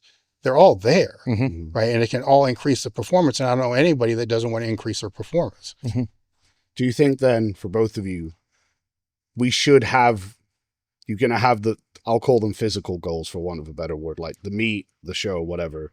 But should there be a psychological goal? Like, I want to be the type of person who can do a competition prep without blowing up at his wife every week, or who can stay productive at work, or, do you know, do you think there should be less tangible goals, but something like that on the side to keep people in this better frame of reference whilst they pursue these other things. So this goes back to something that I kind of alluded to earlier, and I'm literally writing at the moment. I think I'm at about 80,000 words, a book of psychological preparation for athletes to go into bodybuilding, because I think it's so missed out. But one of the biggest things that I found to be a successful tool to conceptualize this sort of like field or topic or concept is what I call a success criteria. And it's absolutely nothing to do with me defining that criteria. I am not involved in the process at all. All that I articulate to them, excuse me, is that you may not win. You may not reach the number you want. You may not reach the placing that you want. You may not get the position you want, because it's so subjective. So if your entire outcome is predicated on the opinions of other people, not a tangible score, right? Not an NFL score line, not a baseball, not a number of innings that you won, bats that you won. It's a subjective thing. Well, we have to find a way to make this season productive and make it a sense of growth and personal development outside of whether you step on stage and win. Yes, the winning is part of the outcome goal, right? There's nothing wrong with being competitive. I hate coaches that it's just me about me. No, you're up against other people. There's a degree of competition, and that's what makes it fun. I want to see where I stack up with the best. But in the worst case scenario, I get 15th out of 15. Well, how do I define that this subjective thing was still productive and useful and force me to grow and improve? Well, you have to create what I call a success criteria. You have to define to me your as a personality, as an identity, as social skills, as emotional skills, as like relational, financial. How are you defining that this season is going to be successful if you don't place or if you come dead last? What are we looking for here as a win? Yeah, sure. And generally what I find with that is they tend to be able to articulate, at least to a degree, some things that they want to improve in themselves. And it's like that exploration, that hard thing they're trying to improve is the thing they probably wanted all along, right? It's like, I use that as a way as like, oh, so, yeah, first place is cool, but you also said, hey, look over here. Like, I want to maintain a better relationship with my wife. I want to be able to include date nights that don't require food. I want to be able to, spend time with my kids and make sure that my training sessions are done early enough. I want to make sure that I'm showing up for my job. And I use this strategy. I sent this to my coach. My coach didn't have this strategy himself. I love him. I sent my own answers to him. So if I deviate, come back to this. This is my success criteria. It's purely process and performance driven so that the outcome can take care of itself. I love this because to me, it's like the application of the term. It's not whether you win or lose. It's how you play the game. Like everyone knows that saying means something and it's important, but why? I think most of us don't really even know what we mean when we say it, right? But like, it's kind of the same. It's not that winning's not important, but like how you play the game is, i.e., how did you do the prep? Yes. Like character. Yeah, exactly. Integrity. Like, did you do it in a way where regardless of win or loss, it was a net positive to your experience and your character? Yeah. And if the answer is yes, well, then it can be proved by iteration. Yes. You can do that thing multiple times over and over and your whole life won't fall apart. Whereas like maybe the person places first, but like now their wife hates them. They lost their job because they were just a zombie. All this abused trend. So it's like, well, you didn't actually win because how you played the game was wrong. And I guess the rules for winning one show is very different to the rules of placing well or winning multiple shows. Like you can sacrifice so much. So I presume when you're looking at these athletes, the goal is never in your head going to be like, how do I get them first now? Yeah. It's how do I make them the best athlete, the best bodybuilder? And that extends so far beyond the 12, 16 week. And I love that idea of that framework. Like, what's your success criteria outside of that position? Because then you have to think, what's the way you want to play the game? And how do we define success? Yes, but, right? and being the person that is on the other side and grew up on the other side, and how would you coach this, right? Is, yes, I get it, right? But I hate to fucking lose, right? And I'm not going to lose to the guy that is willing, to destroy his whole fucking, because I will get beat by that, right? So if I'm going to get beat by that, then the only way that I can beat that is to basically do that better, right? This is the competitive mindset that kind of plays into that. So it's, why is that wrong? Because a lot of people are going to be sitting in that sphere. I don't think it's wrong. I think this is where like the current age we're in of like mindfulness and the I guess the petty sort of era that we're currently in of coddling people is that competition and masculine drive is toxic, it's dangerous. My thing would be, that we sit down and have the conversation and understand what the costs are of doing that thing. Once you come to terms, if you're aware of, and I'll do this with enhanced bodybuilders, I'll do this with powerlifters, I'll do this with any athletes that want to get after it a certain way. If you are okay with the costs of what that's going to require, then okay. But a lot of those costs, I guess where I'm going with this is comparison, right? So if you're looking at that person that's basically destroyed his life to get to where he needs to go, and that's happened over and over and over, and the whole balance doesn't exist, which I don't think it does. No. But anyhow, that's the comparison. That's the model that for me to actually do that, I have to do these, where you don't. Yeah. You know what I'm saying? Like you don't have to destroy your whole life to be able to do all that, right? It's that comparison model can become this fucked up thing. Sure. Because a lot of those other things that are happening there, that your home life is going to shit, right? Which just makes your recovery even harder. Yep. Right. Where that's a social aspect that can actually help everything. Where I don't know if a lot of these people know that. Yeah. Sure. Right. Because what they see as being that successful is the opposite of that, because that's where they're focused. That's actually not true. Yeah. Because there's going to be just as many people that are beating them that have all those things. Sure. Good. Yes. And I think, to mirror what you said, I think that's 100% right. It's, right and wrong is a pointless argument anyway, but like it is about consequence. Yep. And I guess your job as a coach is like, okay, but this is the consequence of X, Y, and Z. If you're okay with that, then it's not your job is not to make decisions for them. It's hopefully to help them make better decisions on their own, right? But like in that context, you've got someone who you've probably run into this so much. You have a lot of people who almost identify success as how much they suffered to get the thing, which, at a root level kind of makes sense. It's kind of hard to argue against it to some degree, but I suppose in that scenario, it's kind of like, well, what if we tapered X, Y, and Z back? Like, what if your home life wasn't going to shit? What if you had a date night every week, whatever? And what if that allowed you to do this bit harder still? So it's like, you're not taking away the suffering, the grind, the work ethic. What you're trying to do is like, this is how we balance things better so the work can actually be better. Like, what if you weren't riddled with tendonitis for your competition prep? Well, then you could squat and bench more volume. You get what I'm saying here? I think that would come back to the conversation we had about being all in, right? Is like, if you are that competitive athlete, that driven athlete where it's like, I'm willing to die for this, and I'm going to do everything it takes to get there. Okay, well, part of that means that, well, you don't have to do those things that put you're ruining your life. All in might mean, well, I'm going to have you go. And one of the other intake sort of questions we do at about week 2, I think, of the athlete is, what does their perfect day off day look like? What is your perfect day off? Like what I call my athlete enjoyment profile.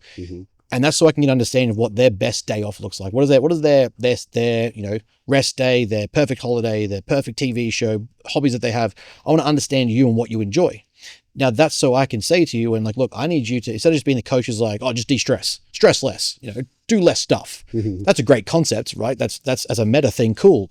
We'd love if you stress less, but I'm going to give you, okay, on Sunday, you are going to do this. And I have clients where I'll deliberately program, right? If you're saying that I have full reign and that I have absolute control, then you're going to shut up. And what I'm going to tell you is going to do the thing. And sometimes you have to take that agency away from them, right? Like discipline equals freedom sometimes, and sometimes you have to control that freedom. So I'm going to say, look, you have as much as you want to be in the gym 7 days a week, cranking and getting after it. Well, guess what? On Sunday, you're doing 60 minutes of gaming. You're going to do 2 hours of gaming. You're going to go get that massage. You and the missus are going to go to the movie. You're going to go to the beach, spend time with the kids. Now, for those people who are, I guess, against that concept, what's generally going to happen is I'm going to prove to them in time that produces a better outcome because they've recovered better, they're less stressed, they're more connected to their wife, they're more rested, they're less emotional, they can focus more of that emotional or cognitive currency or demand on their training, on being present. And we know from a fair bit of literature that if I am present more in my training, my perception of fatigue decreases. If I'm able to be more present and aware of where I am, I can be more present. My intensity is higher without the perception of more fatigue. So I can go harder for longer. So if I can get you to be more relaxed in a state of presence, I can have you calm and your relationship, your home life is good. You're not sitting at the meet and also thinking about, man, my wife's about to leave me. She hates me. I think she's talking to that other guy. She's sitting there and supporting me. And my kid is in the audience. And I'm like, I'm doing it for them. Like, I'm like, fantastic, right? That's awesome. I'm going to get more out of that athlete. But I just have to, like, at a certain point, I'm making that decision for them first. You're like, hey, you're going to sit your ass down. And if you tell me that I have full control and full reign, we're going to play with that competitive side. Well, can you rest better than that other person? Can you recover better than that other person? If you can do that, well, that's also a variable that he's maximizing. Yeah. So if I'm the person sat at home now who looks at that athlete enjoyment assessment, right? And my answer to that question is legs. Training. Is legs. Yeah, right? yeah. What's the first step for you there? You're like, this guy is like told, like 6 days a week or whatever. Yep. And the seventh day off is like torture, Yep. right? What are your first steps with that person?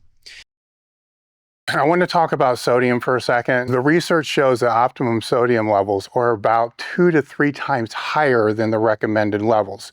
That's where Element comes in.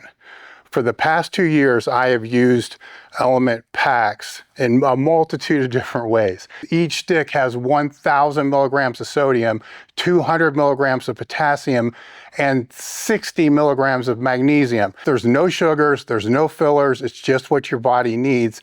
And it's used by the U.S. Olympic weightlifting team, Navy SEALs, professional sports teams. You'll hear how many people swear by how much Element has made a difference in their ability to not crash, to fight fatigue and cramps, to maintain optimal fluid balance, improve mental focus, help regulate stress and support deeper sleep. They also just dropped the 12-ounce sparkling can, which is great. It's got 500 milligrams of sodium. Head over to drinkelement.com/table talk and you'll receive a free 8-count sample pack with every order. I've never heard anybody have a bad experience, but if you do, they'll make it right immediately, no questions asked. We've got to have that call and have the conversation and say there is something else that you do, right? Mm-hmm. So one of our goal setting sheets also contains 3 domains: personal life, professional life, and training, right? If I believe, like, I don't believe that we kind of spoke about it before, if you succeed at stage and you win a gold medal, but your entire life is destroyed, broken, collapsed, I have failed as a coach. We've also kind of failed realistically in your life. That's a step back. So we have to have that conversation and say, okay, take training aside. It might be reading about training. It might be nutrition. It might be reading, about physiology. It might be just watching YouTube videos. There's something, if you tell me you're all in on this topic or field, there's generally something that you do in a more calm state that allows you to do that. Mm-hmm. So if it means like you're watching Blood and Guts, if it means you're watching Generation Iron, if it means you're watching, whatever it might be, and that's how you calm down and that's how you relax, cool. On Sunday, guess what we're doing? That thing. Mm-hmm. That thing there is going to correlate to you feeling better here on Monday and give you the better lifts that you say you want. So it's taking the interest or hobby that you're already passionate about and just find a way to kind of redirect it to the outcome that we want. Mm-hmm. So as the coach, that's my job, right? I need to know how to work with you as the athlete. It's knowing when to open the gate and when to close the gate in the stallion. If you're trying to, you can't just simply be at full throttle the whole time. So I need to know how you work, understand you as an individual. Again, this is where the psychological component is so important. If I can use the tools, you've given me the tools. If I can use those understandings and say, well, leg day is your favorite day of the week. Okay, well, we're going to make sure the leg days you do have are absolutely insane. Mm-hmm. If it means I have to force you to sit down because training's so hard and those variables are so intense, it's going to put you on your ass for a couple of days, but it means that you sleep, you get your massage, you watch a movie, you have a good meal, cheat meal, whatever it might be, cool. You're going to start to see the outcome as a byproduct of doing that you train better on those sessions anyway. Mm-hmm. So to me, it's like we jump on that call and this is where the coaching side gets so important. Having the phone calls and conversations, like the whole work 4 hours a week mentality and I want to have 200 clients. As a business, as a coach, I can't handle 200 clients because I want to talk to them. I want to know them. I want to understand them and be at that intense level. It's like, hey, this week, I need you sitting on your ass over here. I'm going to put it in your app that part of your training means Sunday you are doing nothing. Mm-hmm.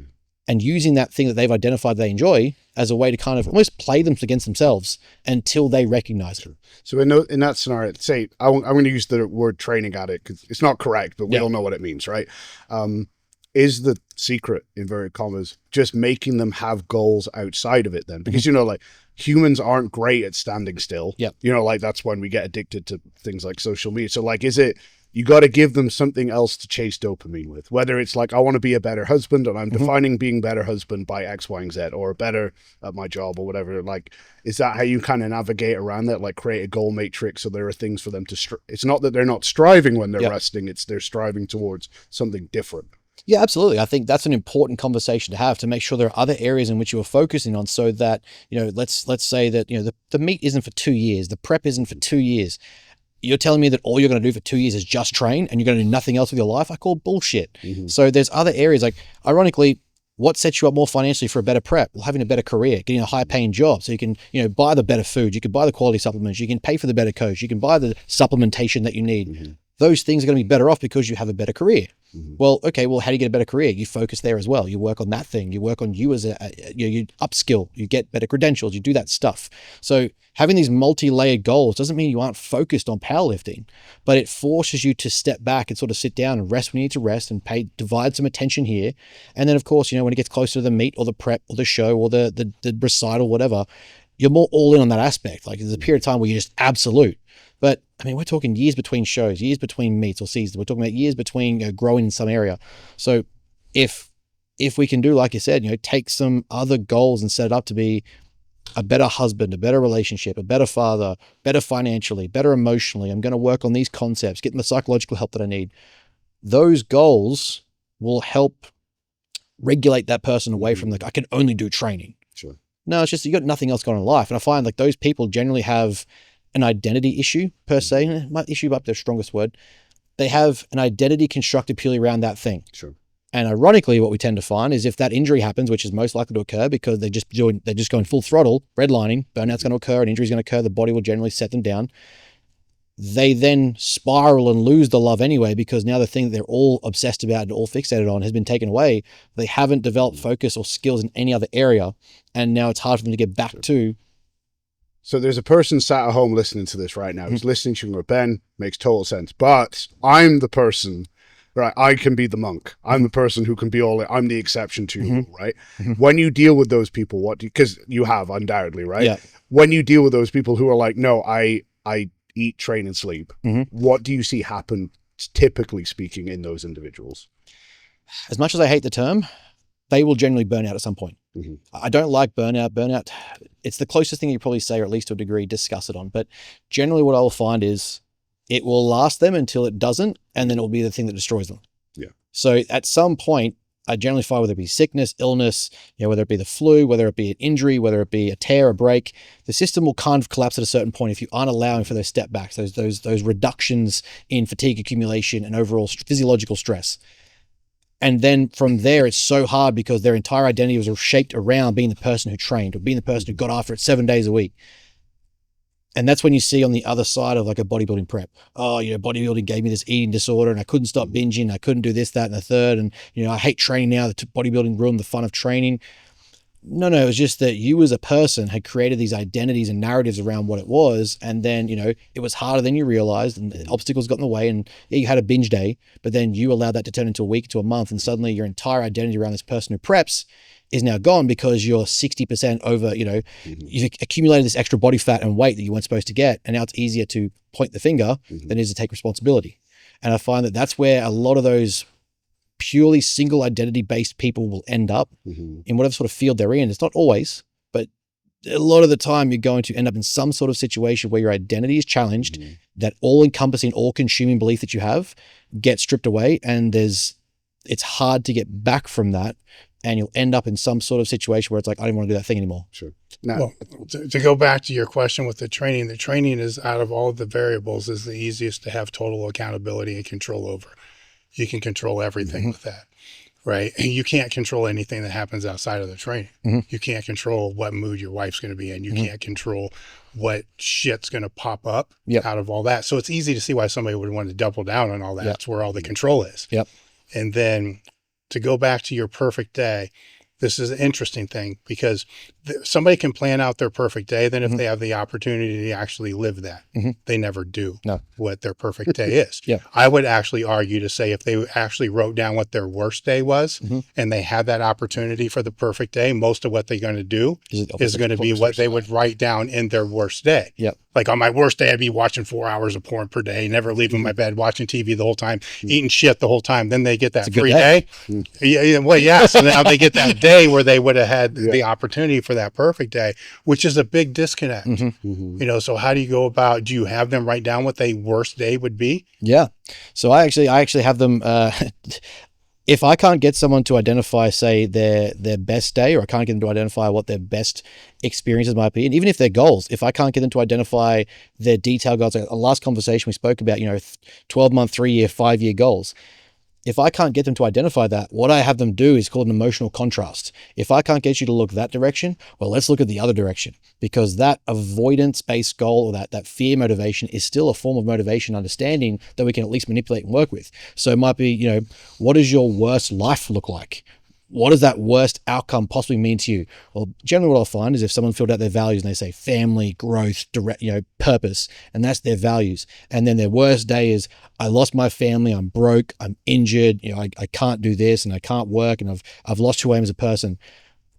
I can use that as a means to say, okay, well, these decisions you're making aren't losing to that best life, that best day. The decisions that you're making or what you're doing are leading to that worst day, worst outcome. So I can use that, and we do ask that, so that they've defined what that means to them. And again, it's getting clear, precise articulation of abstract thoughts, of subjective thoughts, getting them to put on paper what that looks like. And most of the time, people haven't even been asked. Usually it's like, hey, what's your goal to lose weight? Well, what's the worst thing that could happen? What's your worst day look like? Okay, well, I'm telling you that if you keep doing that worst day, that best outcome you're hoping for isn't going to happen. Well, that's double motivation, right? Because now you have something that you're running away from, and towards, as well as something you're running towards. Sure. Yes, and I think we're a lot worse at knowing what we actually want. Oh yeah, we think, but we're probably quite good at knowing what we don't want, because most of us have probably been there, which is why we're moving forward, right? And even if we look at that training, we just go down that tunnel vision with like the training addict. I think, and I'm interested in both your input on it, like someone might have this goal, which to them is supposedly the most important thing, the show, the competition, but behind that goal, that's actually probably higher again, is I want to be able to keep doing the thing. Like I want to bodybuild, I want to powerlift, I want to train. So like, can we tap into that? It's like, well, yes, you want to be all in on this show or whatever this is, right? But like, what if the way you're approaching that actually sacrifices that higher tier goal that maybe you don't even really know you have, right? But like, as dumb as it sounds, if you probably offered to most people like, hey, you could train super hard for the rest of your life but make zero progress, or you could train for like the next 6 months and then never be able to train again, they probably take the first option, because like, that's what I do. So if I can't do, so like, do we have to bring that into the frame at times? Like, in terms of that avoidance, is like, well, do you want to be able to keep training hard? Because if you do, and you want to be able to just do a prep, because there will be a time when someone's doing their last prep, right? Like you want that to be as far away as humanly possible, but then maybe don't do that thing you're thinking about doing now. Yeah, I think part of that coaching, part of that conversation is the coaching aspect, right? Like you're trying to get them to understand the longevity of their decisions, whether that be the consequences or the benefit, right? Is okay, if you want that, if you don't want to end up injured, hating or resenting bodybuilding, powerlifting, high rocks, CrossFit for the rest of your life, well, the way you're going is heading that direction. So if we have to use that as a means to facilitate the outcome that we want with them, which is it's not my outcome. I don't care which way you go, but like you've told me that's what you want. I might have to use that as a means to say, well, you say you want to be a pro bodybuilder over the next 10 years, 15 years. Like we get a lot of first timers. I love it. I love getting first timers because it means no mistakes, not mistakes, but like, they're fresh. Habits. Yeah. I can mold them to more philosophical approaches to bodybuilding and actually have them develop the things that they love. We can sort of say like, if you tell me that you want to be a pro bodybuilder in the next 10 years, well, the ways we're going about this and the over analysis, the overconsumption, the all in these certain areas, whilst great, we have to channel and manage properly because you're going to end up here hating this. And to your point, I think that's a fair way as a goal correction or a motivator to be able to say like, yeah, it's great that your drive is to want to go to the gym 24/7. That's fantastic. But I'm going to challenge you. Can you rest as hard as you train? If you're that driven by this, well, one of the variables we have to maximize is sleep. One of the variables we have to maximize is your nutrition. So, going out 4 or 5 times a week and eating takeout versus tracking your food, that's something we have to work on. So if you're telling me that you don't want to end up hating bodybuilding or never progressing or never get on stage or never doing this, that, and the other, well, your behaviors currently, the system that you are currently operating by, the standards you're operating by are heading in that direction. Sure. And then we can reframe that as like, okay, well, if we do this instead, that's what the education, the coaching piece, the education, right? Like live, learn, pass on. I'm going to pass on this information to you. The way you're heading, you're going to head in this direction. But if I teach you about why this is important, give you that understanding, that why, you can then go and do the how. You can go do the thing and make a better decision. So is that the workaround then? You get a lot of first timers, so go with that. Like you get this 21-year-old first timer, like training is life, etc. does the assessment, and absolutely every single red flag is being there waved ferociously at you. Is that the workaround then? Because like, how do you frame you're not ready, you're not even close to being ready, in a way that doesn't just destroy their dream, right? I can give you an example. I did that exact thing. It very early in my coaching career, we fortunately managed to turn this girl pro, but she was very psychologically attached. It's the first ever season. She'd come from a history of eating disorders and body image issues. And to me, that's red flags, especially for body composition, right? Body composition competitions. Yeah. So we worked through this for a long time. And she started using a lot of language where she was defining herself by that previous identity, defining herself, her life by, I used to have body image issues, and was consciously talking about food a lot. So I said, I literally just sat down there, and it was probably the hardest conversation as a coach that I could have, because she's going to go one way, or she's going to leave me as a coach and go to someone who will just put her through, or she's going to look at me and go, you're willing to put that in, like, tell me that, and I'm going to stick with you because I have that trust. And we just sat down and had the conversation. I said, right now, if we prep, you're going to end up back in hospital. You are going to end up back in this position where I think you're worse off than what bodybuilding should be creating for you. So we're not going to do it. If you give me 6 months and you get back to your psychologist and we work on this language, the self-talk, if you work on these narratives and you work on how you define yourself and describe yourself, we will get there. And she did that. And she went back to the psychologist, got the clearance. It was the psychologist that we work with, because as I'm studying, I'm not clinically certified, so I can't diagnose her, which is where I draw the red flag. I draw the line. I've outsourced to her to say, hey, let's stay in communication as clinician and coach. Is she ready? Yep. 6 months in, we're good. Yeah. She then goes on and wins unanimously the national title, wins all shows at the amateur level at the national show, all of her divisions, then goes on to the pro show and wins that pro show the same day. And I bring that back to, hey, you were willing to do the work and listen to me, but I was willing to say no. And it was, as a coach early on, that was hard, because I could lose money, but where is my integrity as a coach? Is it for the care of the client, or is it because I want my bank account to fill up? Sure. And I don't want to criticize people too heavily here, but how common is that for you to like run into people who have these like almost pathological behavior patterns being applied to a physique sport? And the coach, and it could simply be a case of the coach isn't aware. Yeah. Like, they don't know how to identify these things, right? It's not that something sinister is being done necessarily. How common do you find that? And you have to kind of maybe work with these people to get them in a position where they can psychologically prep again.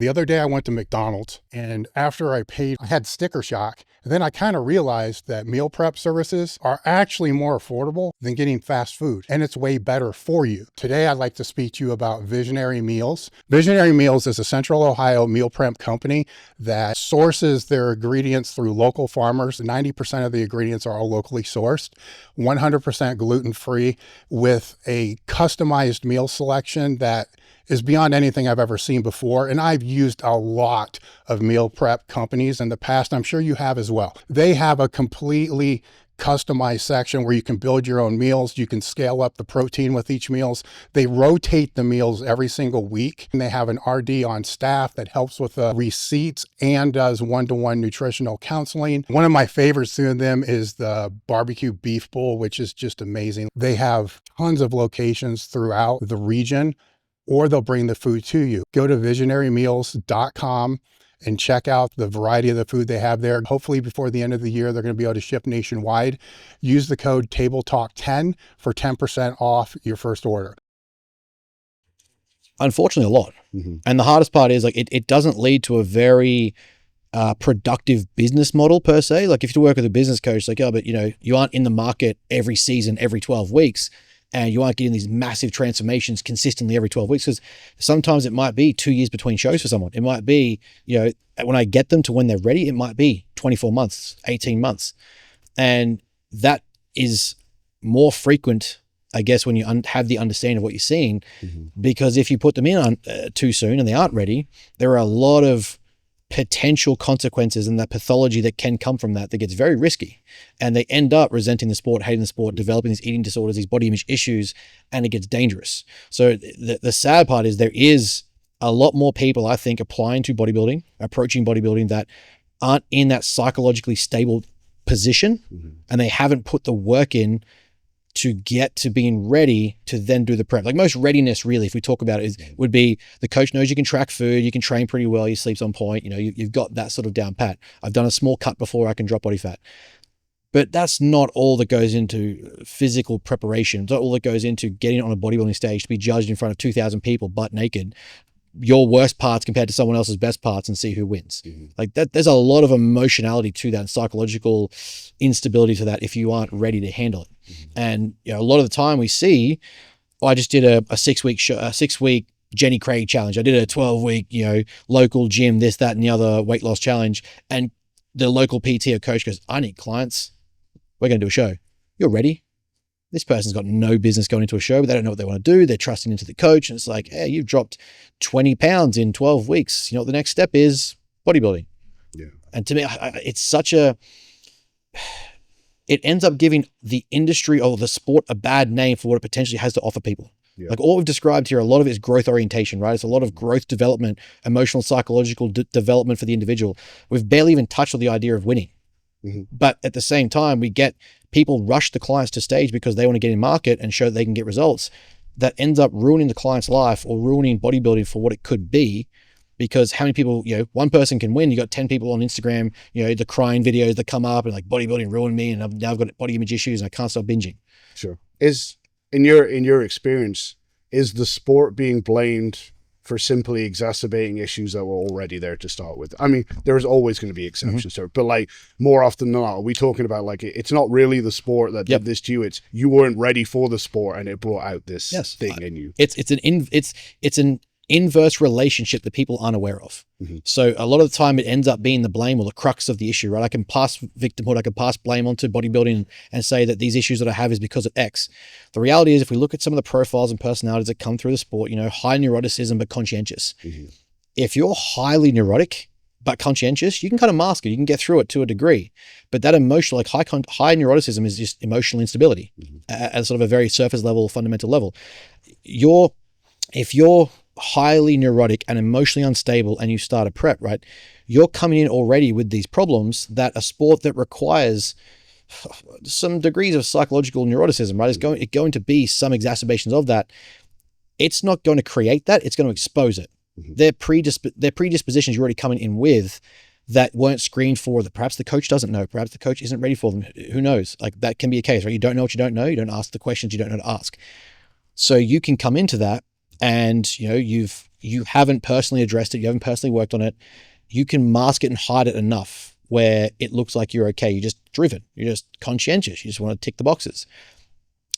But a lot of the time, I find, there is enough where people are coming into the sport with these predispositions, these emotional pathological states that I think get exacerbated or exposed through competing. But then because it's easy to pass blame, bodybuilding gets the blame for it. Sure. Now, in that scenario, though, also, could you argue that in passing the blame, they're losing out on the potential benefit to gain from it? And what I mean by that is like, how often have you taken someone through a prep and maybe at the end of it, they're like, I didn't even know I had this problem. Like, I didn't know I was so attached to food. Might be a really common one that comes up, right? But now it's like, well, cool, here's your chance. You know what I mean? Whereas if you say, well, the sport did this to me, it's like, well, no responsibility, no option to get better. The sport doesn't breathe. It's not like, that's not a... I know it, but we all do it to some degree, right? So how often do you find that during a prep, those, I don't want to say character flaws, but you know what I mean when I say that, right? Those things they didn't know were their prop up, and like, maybe that's the best part of their prep.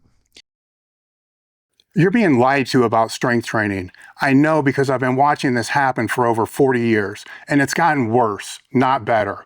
When I got online in the late 90s, the people that were being sold this crap were the same people that I grew up and trained with. Serious lifters, coaches, and people who just wanted to get strong. So I started writing articles and answering questions. My wife, Tracy, set up the business and we borrowed $1,000 to put up a website and go to work. That was 1998. Elite FTS was never about building a brand. It was about fixing a problem. The equipment, the articles, the coaching, all of it exists because the people who needed the real information deserve better than what they were getting, and they still do now. If you train, if you coach, if you've ever been handed something that didn't work by someone who didn't know what they were talking about, Elite FTS was built for you? I give this an like phrase, I guess you would call it, and it's too many fingers and not enough thumbs. Mm-hmm. And so one of the things I try to encourage people in every instance where they see these situations is, well, how do we take responsibility and ownership? Going back to those questions, right? How do we take responsibility and ownership of this entire journey, this entire process? Because if you can do that, the exciting part is you've identified an issue, but you're also responsible for fixing it, which means you're responsible for your own growth. So I absolutely think they're missing out on the benefits that the sport, the industry has to offer, instead of passing blame and saying X, Y, Z. It's like, okay, well, what did this expose? Mm-hmm. What limitations in myself, in my character, in my personality did this show that I could get better from? And it might make me a better athlete. Or in some cases, and we've had this a fair few times, athletes have told me they want to go pro, told me they want to be this, that, and the other. They actually said, you know what, bodybuilding is no longer for me. Mm-hmm. I did my show. I gave my absolute all, because that to me is the key. Is like, don't go into something without the intention of giving everything you have available, so that you know with certainty that it's not for you anymore. Mm-hmm. You'll either decide, I want to really keep doing this, or it's not for me. Mm-hmm. But when you take that stance, you'll then identify and recognize, like, there are areas here that I can grow on. I can improve from this that might benefit another area of my life. Mm-hmm.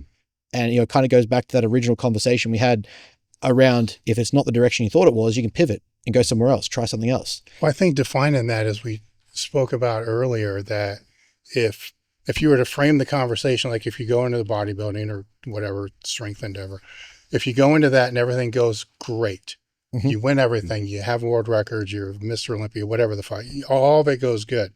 If all those things go good, what do you want on the other side of that? Like, if it all goes well, what mm-hmm. do you want? Mm-hmm. Some people may want power. Mm-hmm. Right? Because they like to be able to dictate to other people. And some people may like comfort. Mm-hmm. Some people may want a legacy. Mm-hmm. I want my name to always be known. Some people might want the financial rewards. If they know all that, then as they're going through that, they can be working on that backup plan for all that. Yeah. If they thought this through, like, if it all goes well, I want to have power, mm-hmm. right? Cool. If it all goes through well, then start putting on meets, you're going to be you're going to own a federation, or you're going to work somewhere that's got that hierarchy that's going to give you the power that you're looking for. If it's the financial rewards, then if you start going through, then are you going to be a coach? Like, that way you're actually using it to get what you actually want, or you think it's going to give you, mm-hmm. which it won't, mm-hmm. right? Mm-hmm. It will, if you know what you want from it. Mm-hmm. And a lot of people do. Yep. There's a lot of people that are coaches in these industries because maybe it was the financial motivation mm-hmm. of the whole thing. That's what they wanted from it all. I want that financial freedom. Hey, I love this shit. Then they start putting those ducks in a row, where the people that will bitch about those people that do that mm-hmm. are the ones that probably wanted to do it, but didn't think, I need to implement this to be able to use it for what I really want. And to do that, all they need to ask themselves is, like I said, if this all goes well, what do you want from it? Right? Mm-hmm. I got a question after Dave's. No, after your question. Yeah, that's good. Yeah, you're good. So Dave's question, then my question. So with you see what I'm saying? So when you have those conversations, are they able to articulate? Because everybody's going to have certain personalities which are going to default more to one of these. There's probably 6 of them. I put 4 down, but to those mm-hmm. there, where are they able? I guess they're going to have to really be in it mm-hmm. before they're going to be able to articulate it. Mm-hmm. Like the person that's doing the first show, it's like it's a challenge, or whatever. But when you have those conversations, are they able to articulate that? Because that seems like that would alleviate a whole lot mm-hmm. moving forward. It would, and I wish more could articulate it, but at least, and this goes back to a great point that Jordan Peterson talked about, is that a lot of the time you can actually have the thing that you want, but you have to be clear on what it is that you're going after. Mm-hmm. And most of the time, people just haven't asked that question. They've usually just said, we sort of spoke about it earlier, it's just the simplified surface level goal. And there's a great philosophical component to it, not to always make this whole thing mm-hmm. complex and philosophical, but there's 2 selves, right? There's the first self, which is what society, your family, your friends, your initial groupings and social hierarchy expects you to do. That's the surface level goal that is kind of like, I'm the local talent for the football. I'm supposed to go to this, supposed to do this, and this, that, and the third. The second is where you strip all that away and actually ask yourself a real question. Ask yourself, what do I want? Mm-hmm. And if we can get to that, and you actually start to sit with that question, ask yourself, it's like you said, to be able to articulate it and be sure that is what you want is a lot more. it creates a better level of survival. You're more likely to survive the thing. You're more likely to get through it because you have a clarity. You have a why of what you're doing. So it's mainly, I think the first part of it is being able to ask the question with yourself, what do I actually want? And then being able to define that. And I do find the people who do ask that question tend to be better off, tend to at least know where they're going. They survive the hardship a little bit more. They at least have a certainty of why they're doing the thing that makes the hard thing worth it. If that kind of answers your question. No, I think it's a vital question to be able to ask, especially if they're in it. Yes. Because if they do reach that pinnacle of that success and they haven't thought about it, it could be they want to capitalize. So run a supplement company, right? But that might not be what they really wanted. You know, what they really wanted was just fame, you know, just to be known. So then they get into this endeavor with whatever that company is, then realize this is really fucking hard. Then they don't want to do it. And it just beats the shit out of them because it isn't what they really wanted. Right. If they would have thought it through a little bit more. And it's a weird one, right? Because you got to do it before you're too deep in it. I want to interrupt you there because that exact thing has happened before. And I used to get excited. Someone would come to me and be like, I want to be a pro bodybuilder. I'm like, yes. Like, how good. I want this guy. Like, I want these kids because it means I can nurture them. There's no bad habits yet. They're a first time, they're a junior, whatever. And then it's like 6 months into the thing and it started to get a little bit more difficult. They've got to track their food, you know, with a social setting. They can't always go out and eat out like, you know, every single meal. They have to miss some social events or some friendship events to train and make sure they get their work in. But they've also still got to show up at their job without going backwards and losing their cognitive function at their work. So suddenly they have to rejig these priorities and executions and they quit. And to me, it's like, because, and this was early days and where I started learning why these questions matter. If you don't ask them what they want, they'll say what they think they're expected to say. Or, you know, they're supposed to say, I want to be the pro bodybuilder. And they're supposed to say, I want to be the pro athlete and I want to get the 300 kilo squat. And I want to, okay, but what is it you actually want out of the thing? And so that's where I started finding it really interesting, was that if they didn't ask, the probability of that fatigue or that burnout goes up. The survivorship goes down. They're less likely to strive through the hard stuff because, well, it's just kind of like, competing to be cool. Like, they just stated they wanted to go pro. They didn't actually sit and understand or ask, what does going pro even mean? What would that mean to me if I get it? Or what is the outcome that I'm hoping to achieve? And one of the things I started reframing is that I would consider myself more of a high performance coach. The sport of bodybuilding is just a vehicle through which I deliver that. And a lot of the time is we're asking what we want out of bodybuilding, which is why the success criteria, why the goal setting forms, why the identity expression, so that we can understand what it means should you get there. Because otherwise we get there and there's just this massive void. There's an emotionality to it. There's this absence of pleasure or feeling, or maybe if you do feel the pleasure, it's more of a short-term dopamine hit and you get this big spike. And then there's usually what we find on the other side of high levels of success, a degree of depression kicks in because, well, now I've got there. I don't even know what I wanted out of this. I just started doing. Now I'm there and I've got nothing going on. So getting to that depth, you know, especially at the earliest of those younger guys, before you go committing your whole life to this and thinking this is going to change your life, which it can, it's going to change your life one way or the other, for better or for worse, what do you want out of it? Well, at least to a degree where we're giving you some direction in life, we're giving you some sort of meaning to anchor to below the surface level, I just want to go pro. That to me is not a goal. Yes, it's a fixed outcome, but it's not a detailed goal that we can break down and deconstruct. No, but you have. Kind of going off of what Dave said earlier, kind of like the other side. After a bodybuilder, we'll just say that they go through their whole prep and whatnot, they do their show, they're happy with it. Do you typically see some of your athletes or just anybody in general, the post show, like they start to lose their sense of like, kind of, I don't know what I want to do yet. Kind of like they start to pull back on their nutrition, their training starts to get a little sloppy, and then they start to regress, and the tumbleweed effect kind of keeps rolling. Like, do you see that often, or how do you like coach them through that? The post-show window, I would argue, is more difficult than the entirety of prep. The thing is, like, when we look at motivation, we look at behavioral science, people are good with a fixed objective, right? If you have, the Parkinson's law, the time you give to a task is the time it'll take to complete it. If we know we have a time deadline, we have an outcome with a deadline window, I'm going to work towards achieving this at this time. I can fix myself, I can anchor that. Okay, I've got that white line fever. There's 4 weeks to go. There's 6 weeks to go. I'm getting closer and closer. I need to be really dialed in. I can work with that. The post-show window is one of the hardest stages because you're still feeling the emotionality, the hunger, the leptin and ghrelin dysregulation. You're still feeling all these emotional dysregulations, but there's no tangible goal. There is no, what am I working towards here that's going to keep me in check? I'm now free, for lack of better words, where it's like, do whatever you want. And it's one of the biggest things I despise in the industry is like show day +1, see you later. As a coach, I refuse to believe that the coaching process ends at show day +1. The actual prep coaching ends about 4, 8, 12 weeks post-comp.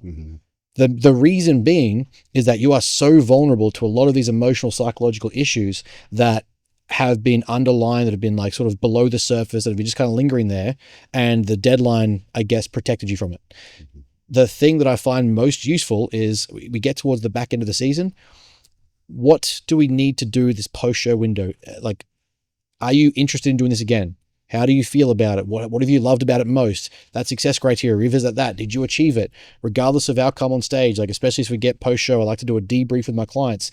How did you feel about this? How did you feel that we achieved that criteria that we set? That gives me an indication. So do they want to do this again?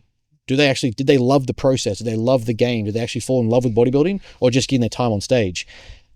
With that, I then look at what I call reintegration. We have to reintegrate into society. We have to like be able to get back to a degree of normal life while still loving the thing.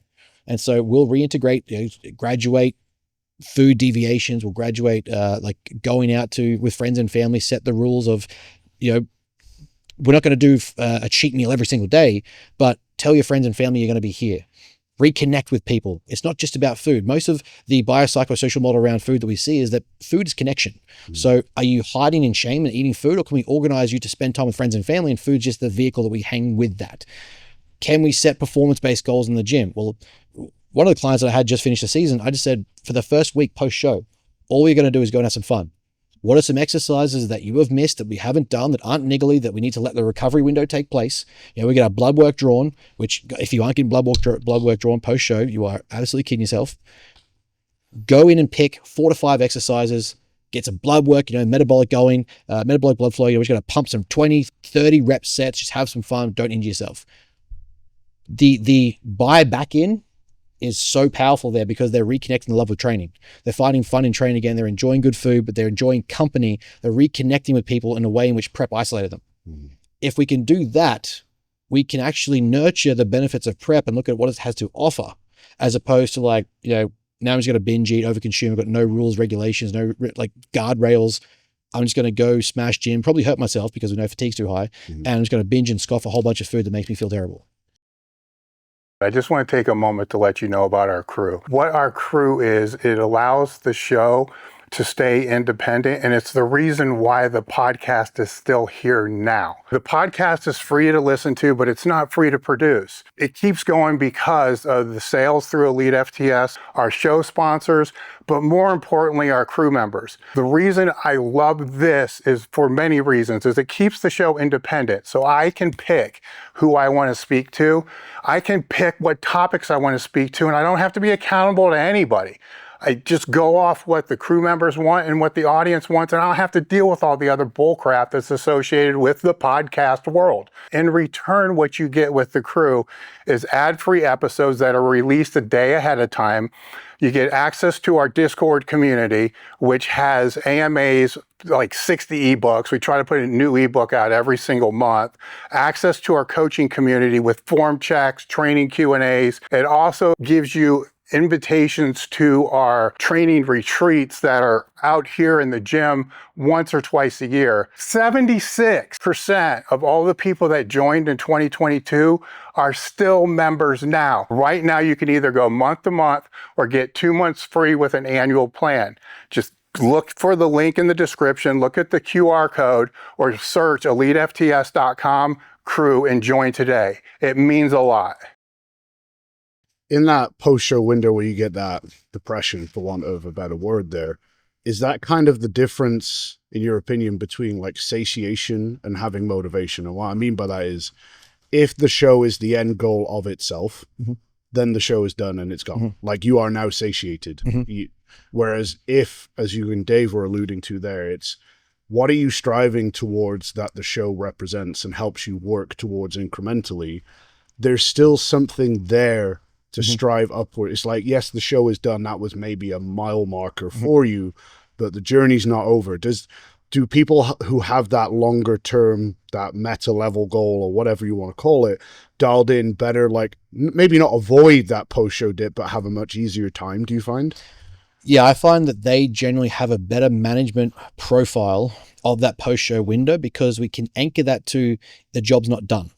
Like we've achieved X, and this is awesome. Reflection, I do a debrief with them so we can reflect on what are the positives, what are the negatives, what areas we have to work on.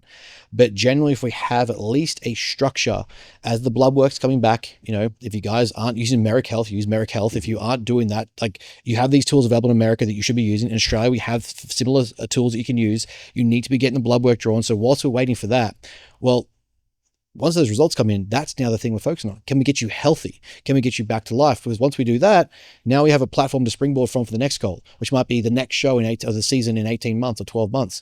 So we're looking at, okay, how did this, what I call checkpoint goals, the high hard goal, the big goal. It's a great book by Steve Kompler called The Art of Impossible. It describes this thing called high hard goals. If you set a goal hard enough, right, we can reverse engineer and deconstruct it. That first show might just be the route or the checkpoint, the milestone, or the marker towards that higher goal. So we aren't just anchoring to the one and done. If you are anchoring to the one and done, what is the reintroduction, the reintegration process goal going to look like? Is it going to mean, going back with your friends and family to do things? Does it mean going to theme parks? Does it mean going to do stuff with people around you or whatever it might be? Get healthy. You have to have, just like you had goals to the show, you have to have some goals and processes in place that you can anchor to for when your leptin ghrelin dysregulation is sky high, when you can't satiate the actual food hunger. You become a bottomless pit at the end of a prep. Until those markers and those levels renormalize, you are at the whims of your emotional state. And if you don't have something to anchor to guide you, direct you, you're going to succumb to them. You are literally fighting 100,000 years of evolutionary psychology and physiology. So having another goal point where you can say, okay, I'm going to focus on, I've got my 4 sessions to get done. I've got this to get done. It's going to allow me to get healthy so that when I'm healthy, we then have a growth window. That growth window is going to allow me to get to that next season. I've got the feedback from the judges. I can then anchor that to, this is where we get productive. It goes back to I'm all in. Well, if you're all in, it means you're also all in on this part that's a little bit more boring. You have to be willing to go through this stuff as well. And there's going to be mistakes in a post-comp window, right? You can't take an 18-year-old and say, hey, you're never going to have a pizza ever again. It's just not going to happen. But we have these processes in place to kind of control and mitigate. And then if there is a slip up, it's the perfect, I don't know why coaches get angry at people in their slip ups. Sure, if you're 2 weeks out from a show, that's, don't slip up. But these are chances to grow the athlete. They're chances to teach and educate and inform us. Okay, why did that actually happen? Well, if we look at the physiology and the psychology of leptin and ghrelin and why you're not saturated with food, you're a bottomless pit right now. It's causing your brain to function this way. We know that the olfactory is connected to the hippocampus, which means that when you smell food, you're going to go right back to memory recall. Like, I can go right there and get that food. That's where I felt good when I had food. You're fighting physiology, but we can give you some reasons, some tools and strategies to help you get through it. And then by teaching you now know. And when you understand, it makes it easier to stick to things. So that's where I find like the post-show window is still, it can't be just one and done or show and done. It can't just be show day +1, see you later. We have to have a process in place where we're growing the client and using that challenge. It's just another part of the prep that's challenging. Mm-hmm. But how much of that post-show health, you said the term health phase there, which I like, so let's go with that. How much of that health phase is physiological and then how much of it is psychological? Because you can titrate up macros but like if that person is still, to use a stereotype, right, still eating their chicken and broccoli and not spending, they're doing all the things wrong, inverted commas, that they were doing during their competition prep, like, are they healthier at the end? So how much do you get more pushback on that side of things? That's more of a profile component. So what sort of psychological profile or identity profile does this person have? So we look at like personality psychology. Is this person so highly conscientious but neurotic that they're obsessing over their macros, even in the reverse phase? Which, having that sort of compulsion in prep is not a bad thing, right? It's a utility. You can play that to your advantage. But are you like that in the reverse phase where I also need to reintegrate you back with your friends and family, with your job? I need to get you back to eating some deviations of food from micronutrient deficiencies. So it's a difficult thing to navigate, but there are different sort of profiles. Or some people are like, that's it, I'm going to eat everything. And you got to control them. There's some people where it's like, I need to stick to every macro that you've given me and I can't deviate at all. So I generally find that in that window of time, understand the athlete, again, why asking these questions is so important. That isn't a question you're going to find through their training history. That's not an answer that you're going to have because you ask them what their favorite squat pattern is. You have to understand the person, right? Meet the soul that you are coaching. So for me, I'll use that to say, okay, well, here's some guardrails. A really easy one that I use is like, if you're going out to eat, there's a 2-plate rule or a 2-menu rule, entree and a main or a main and dessert. Don't care what it is, but there has to be with people. You can't be in isolation and shame and guilt and hiding yourself. It has to be with friends and family that you care about. You're going to tell them where you are. You're going to do that. Once you leave the table, that's the meal done. But inside that window, as long as you've had your hydration, you've had some fruit and vegetables for the day, you got your protein targets in, or at least close to some good protein, that's going to give you some restraints and some guardrails that we can follow where you still reconnect with people, you're still enjoying food, and you're not feeling restricted. That freedom then takes you away from tracking macros and actually allows you to sit there and be present with friends and family and reconnect in a way where obsessing about your chicken and vegetable and broccoli and rice wasn't going to serve you. So it's knowing where the weaknesses of that individual is, knowing their strengths are, and knowing how do I reintegrate you properly and get you back into that health phase where it's just as much psychological health as it is physiological health. Yeah, I think that's a great point, because I mean, a lot will always get talked about where it's like valuing the ability to adhere to a diet plan, or whatever people want to call it, right? But like the ability to go off plan without it turning into an all-day binge fest is an also very valuable skill that I think we should probably train. Yeah. Which, because I'm sure you get guys during competition prep that go so dialed in, they don't know how to not be dialed in anymore. When we're looking at the more physiological side there of, obviously talked a little bit about the psychological there, but when you're reversing someone out of this show environment, like calories are tanked, cardio is super high, all the things that need to be done in most scenarios, how are you kind of tiptoeing out of that? Because it's very commonly rushed. And I think people don't really understand how incremental it can or perhaps should be. They'll add on 1,000 calories, but they'll also drop cardio and maybe a load of anabolics and stuff. It's like, you're not actually adding 1,000 calories now. You're adding 1,000 calories, doing 500 less cardio and making yourself less assisted, whatever you want to call it, right? So how are you tiptoeing people out of that type of environment? I mean, to your point, that's that's the accurate assessment, right? Is like, you're not just manipulating the one variable, you're looking at multiple variables at a time. So rather than just simply going straight to like, here's 1,000 calories up and we're going to pull this out, we're going to keep a little bit of cardio in. We're going to keep the step target up. How did you enjoy steps? One of the things I find is like, obviously as we get closer to a show, we're trying to reduce fatigue, so steps go right down. Well, I can tick multiple boxes by saying, hey, you and your wife, you're going to go for a morning coffee, you're going to go for a walk. So we're going to get steps in. We're going to reconnect that way. We're going to psychologically and physiologically keep some activity, so we're not just blowing out with food, because we kind of know most people are going to want to overconsume to a degree. So we can sort of control that window. I'll titrate food up a little bit, but also allow for the fact that I know that you're probably going to have that extra meal every 2 days. Like, you're probably going to have, so I'm not going to give you 1,500 calories more. Like, you're going to go straight to 600 carbs unless you're probably maybe healthy enough for a rebound window where you can kind of maximize that environment. But we're going to do, maybe 100 grams carbs more, but I'm also going to allow you to spend that first week where you go with friends and family to a few extra meals, because that's going to add another, if you average it out, maybe 200-300 calories more per day. And I'll pull down cardio, because I don't know why people hate cardio in off season, but as bodybuilders, powerlifters, whatever it might be, your cardiovascular health is essential. I'm going to keep some cardio work in. So we're going to do, whether it be bike, Stairmaster, treadmill, like roller, or something that's going to be aerobically beneficial. I'm going to keep that in, because we know it's going to keep you in check for a little bit. And I'm going to give you a little bit more steps or activity in a range. So if you were doing 6,000 because I was trying to reduce fatigue coming into your peak week, let's go to 8,000, 9,000, maybe 10,000, or just take your Fitbit off for a while, psychologically stop tracking stuff, just go for a walk and have a coffee. Cool. Then you come back, you've done your steps. When you look at the, non-prescribed steps around training, going to groceries, etc., let's just go do that. So understanding the athlete, again, the individual answer there is like, where is that person? What do they need? Some people might benefit and capitalize on that window. They're healthy. They finished their prep strong. Their body's in a good position. Their blood work comes back good. Okay, well, we can probably capitalize on this and push into a rebound growth block. Maybe an 8-10 week accumulation phase. We can put some weight on the bones and sort of grow out of it, and then pull back down again a little bit healthier. Some people might come out of that and say, we've got their blood work back and every marker is shot that we expect to see is shot.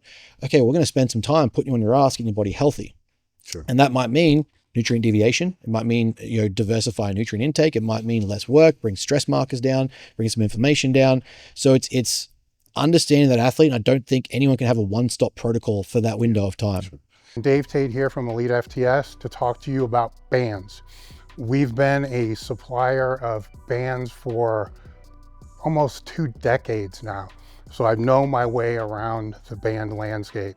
When I'm talking about bands, I'm talking about floss bands, long bands, short bands, bands you can use for resistance training, mobility training, body weight training, and flossing. One of our most popular bands, or actually our most popular bands, are the long bands. The long bands are typically used the most with squats, bench presses. Our floss bands are bands that you wrap around the joint to be able to help with mobility, circulation. And the short bands are designed for shorter range movements, bench press, deadlifts, and a lot of times people will use them with resistance machines to help accommodate the strength resistance curve. Head over to elitefts.com and look for bands in the toolbar or blowout menu. When you're looking at that athlete and assessing whether a rebound is a viable strategy, what are you looking for there? Because, you know, there's going to be many people who have justified many things on the premise of like, bro, after your show, best time to grow, whatever, which I'm sure is probably not the case more often than not. So what are you looking for there in terms of feedback to be like, no, actually, this is a goer? So obviously blood markers are going to be important, right? We want to see where the liver and kidney function is. Is that actually in a position, if this person's enhanced, are they actually in a position to grow? Naturals, I love working with naturals because they have to go even harder than most people actually train enhanced. Generally going to find their testosterone is so bottomed out. If they get to a genuine stage condition, their test levels are so low that they're probably not in the position to try and get bigger. It's not an anabolic window for them, but we can at least start to get food back up where they start to replenish and recover and the system reactivates. So we can do that. But we're also then looking at, okay, well, where are you psychologically? Where are you physiologically? Where is your life right now? Because you might have just tanked everything to get this prep and like you're going for your pro card, or you were like, I just need to go all in on this thing and see how we do. That cost might mean that we aren't going to be able to push right now. Maybe you can't afford the cost of the next cycle that comes through. Maybe you can't afford the cost of going straight to that level of food and training. Maybe your wife wants you to slow down for 3 months because you just gave this for 6 months. And so, you know, there's so many more variables or factors that have to be analyzed, and other than, is the body healthy? Like, yeah, your body might be healthy, but is your life healthy to sustain that window of time? Or do we need to spend time getting you healthy to then maximize? For an easy example of this is me and my coach right now. I came out of my show in May, early May, first week of May. Now, at a condition level, it was the leanest that I ever got. And I was like, perfect window to grow. Like, let's capitalize on this. He said the same thing. Blood work came back and said, let's hold that real quick and slow down. You have America coming up in, you know, I think it was like 8 weeks post-show. There's going to be, you know, I'm not going to have the supplementation that I need to really maximize consistency anyway. I'm not going to have the things in place where we're over there for business and for travel and for work. So training is going to be a kind of like get it done, but it's not the priority. So does it make sense if my blood work isn't good and my health isn't in check to go, let's push a growth phase just because I'm lean? So we looked at that and said, okay, well, how about we get healthy, maximize this window of time, get our blood work drawn, and then get blood work drawn again before we go. Then when we get back from America, it turns out blood work came back. I'm in a position to go. So we're looking at beyond just the physiology of the body, what are the life factors, the emotional factors, the relational factors, financial factors that are going to go into that growth window? Because if your physique is right, but the rest of your life is in a terrible position, that in and of itself isn't an anabolic environment.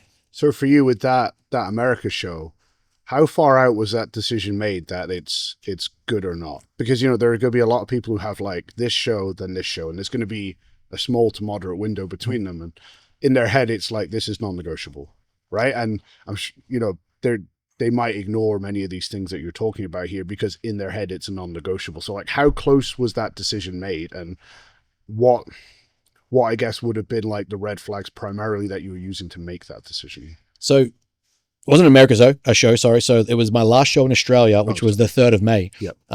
So we looked at the physique at the time with the condition that I had from the national show. Got off stage with coach. He's like, you know, go do this, that, and the other, relax. Then we drew bloods, I think, the end of week 1, right? There's no real point drawing blood straight after the show. We already know that acutely they're going to be so either elevated or down in ways that we know what they're going to be. So it's not going to really tell you anything accurately. So at least gave it, I think it was a week, 2 weeks to just sort of baseline out, get food back in, nutrient diversity, rehydration, electrolytes, and kind of just get there. That 2 week window, then we took bloods from there. And then looking at the elevated numbers, so liver and kidney were quite high, as to be expected. Testosterone was obviously, it is in a fine position. Obviously, it's supplementation. Heart numbers, heart rate, blood pressure, things like that, where they were expected to be seen. We looked at that and said, okay, well, let's see how this responds in another 6 weeks and see if it's heading in the right direction. So I got my second round drawn literally the week before we left, or the week that we were leaving.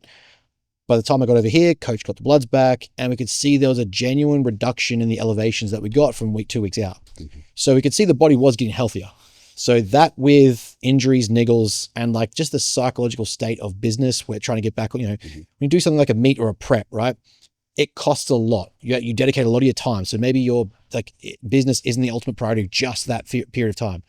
So we knew that coming over here was a big, be in America, get the content, be with the people. So it's a big push for us where business was reactivating the priority.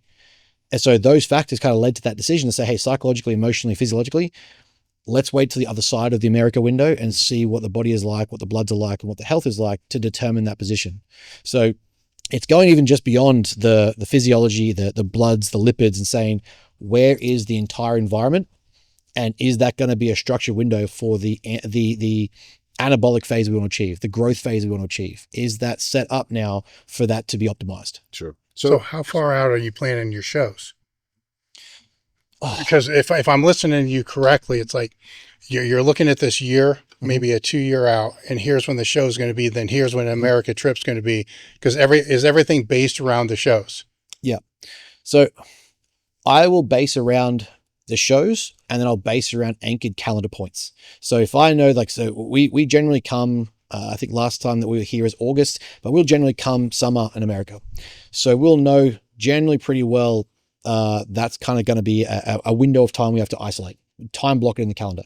But that it's also telling you that's going to be the time you're going to focus on the business. You can't focus on. So, okay. Exactly. Yeah. And that gives us a good indication of where a priority is going to be. So which was why we looked at, is it healthy enough for a 6-8 week growth window where we can capitalize on that condition that we're in, insulin sensitivity, the ability to generate tissue and try and drive up some volume and growth. Blood work came back, said no, because there's no point pushing this right now when we have only an 8 week window, and then America, there's not going to be a growth block in that. So it makes more logical sense to focus on getting healthy, maximize the business, get that rebound of post-show content, attention and interest and excitement, capitalize on that, go to America, come back. So we use those sort of moments or checkpoints as the time blocks to determine things. And when we're looking at shows, I'll reverse engineer 12 to 18 months. I like to have a deadline date or at least a fixed window of time, and then go, okay, from back here, in an ideal world, how might this prep go? And that can be for me, it can be for my clients. And I'll even ask them in that window, it's like, hey, we're 12 months out. What exact things are on your calendar right now that are non-negotiable that have to happen? And that way I can pinpoint into them. Like my youngest client we just had on stage was 18, got his pro card in the natural world. Fantastic. He told me, I'm graduating high school. As a reward, my mum is taking me to Bali. I was like, okay, fantastic. Let's be a little bit earlier. Let's pre-prep this situation, make sure you're a little bit leaner, a little bit more sensitive. You're going to be a little bit more beneficial in good position so that when you come back, we're not behind the 8 ball. So I'll use those fixed windows to mentally and emotionally make sure that we're prepared and aware of that. Otherwise, he goes to Bali, blows out, comes back. We've got to aggressively attack this thing to try and catch up. So the key for me is having the conversation with clients. What are the fixed windows? What are the non-negotiable times where it's like these things are going to happen, or there might be a wedding here. It's like, okay, we could then plan into those or plan around those, how we prepare for that situation so that we don't fall off or fall behind or, mess things up. So for that one client who maybe isn't in a good spot post-show, perhaps 8 weeks from the show isn't that different to 8 weeks before. And what I mean by that is they're still doing a decent amount of cardio, food is titrating up.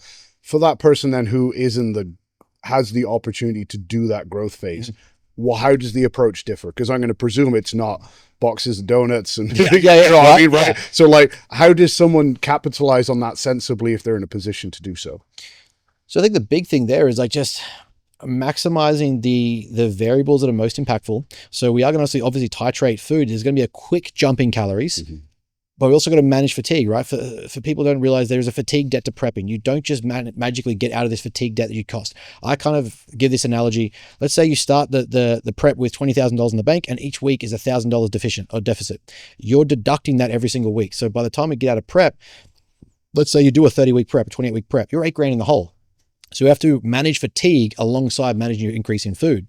So perhaps some extra output could as maybe I push you to a 4-day training block instead of 5 or 6. You were doing posing, cardio, training, 2 sessions a day, whatever it might be. I'm going to pull some of that down and try and just maximize some high effort, big block exercises, big block training volumes, get in 4 days, get out. We're going to focus on maximizing the variables like sleep for recoverability, like emotional regulation so that you can de-stress. Why is de-stressing important in a growth window? Well, that we know your cortisol is going to come down. It's going to be more anabolic than if you are highly stressed and in a sympathetic state. If I can get you to relax, you're going to have a greater response to the food we're putting in, and you can have more of a growth window optimized to those outcomes.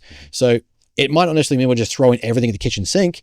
If you're enhanced, we're going to titrate some basic drug loads, but chances are you've done a high load, inside your prep, pulling some of that down and just sort of taking some of that inflammation stress away so that we can drive that window with as little as possible, or I guess not as little as possible, but enough where we're going to get the response that we want without increasing the negatives of what the prep's already done. So you still got to be cautious of those health factors, right? We can't just simply throw everything and just dig you into the ground, because then at some point we have to pay that cost and pull back anyway.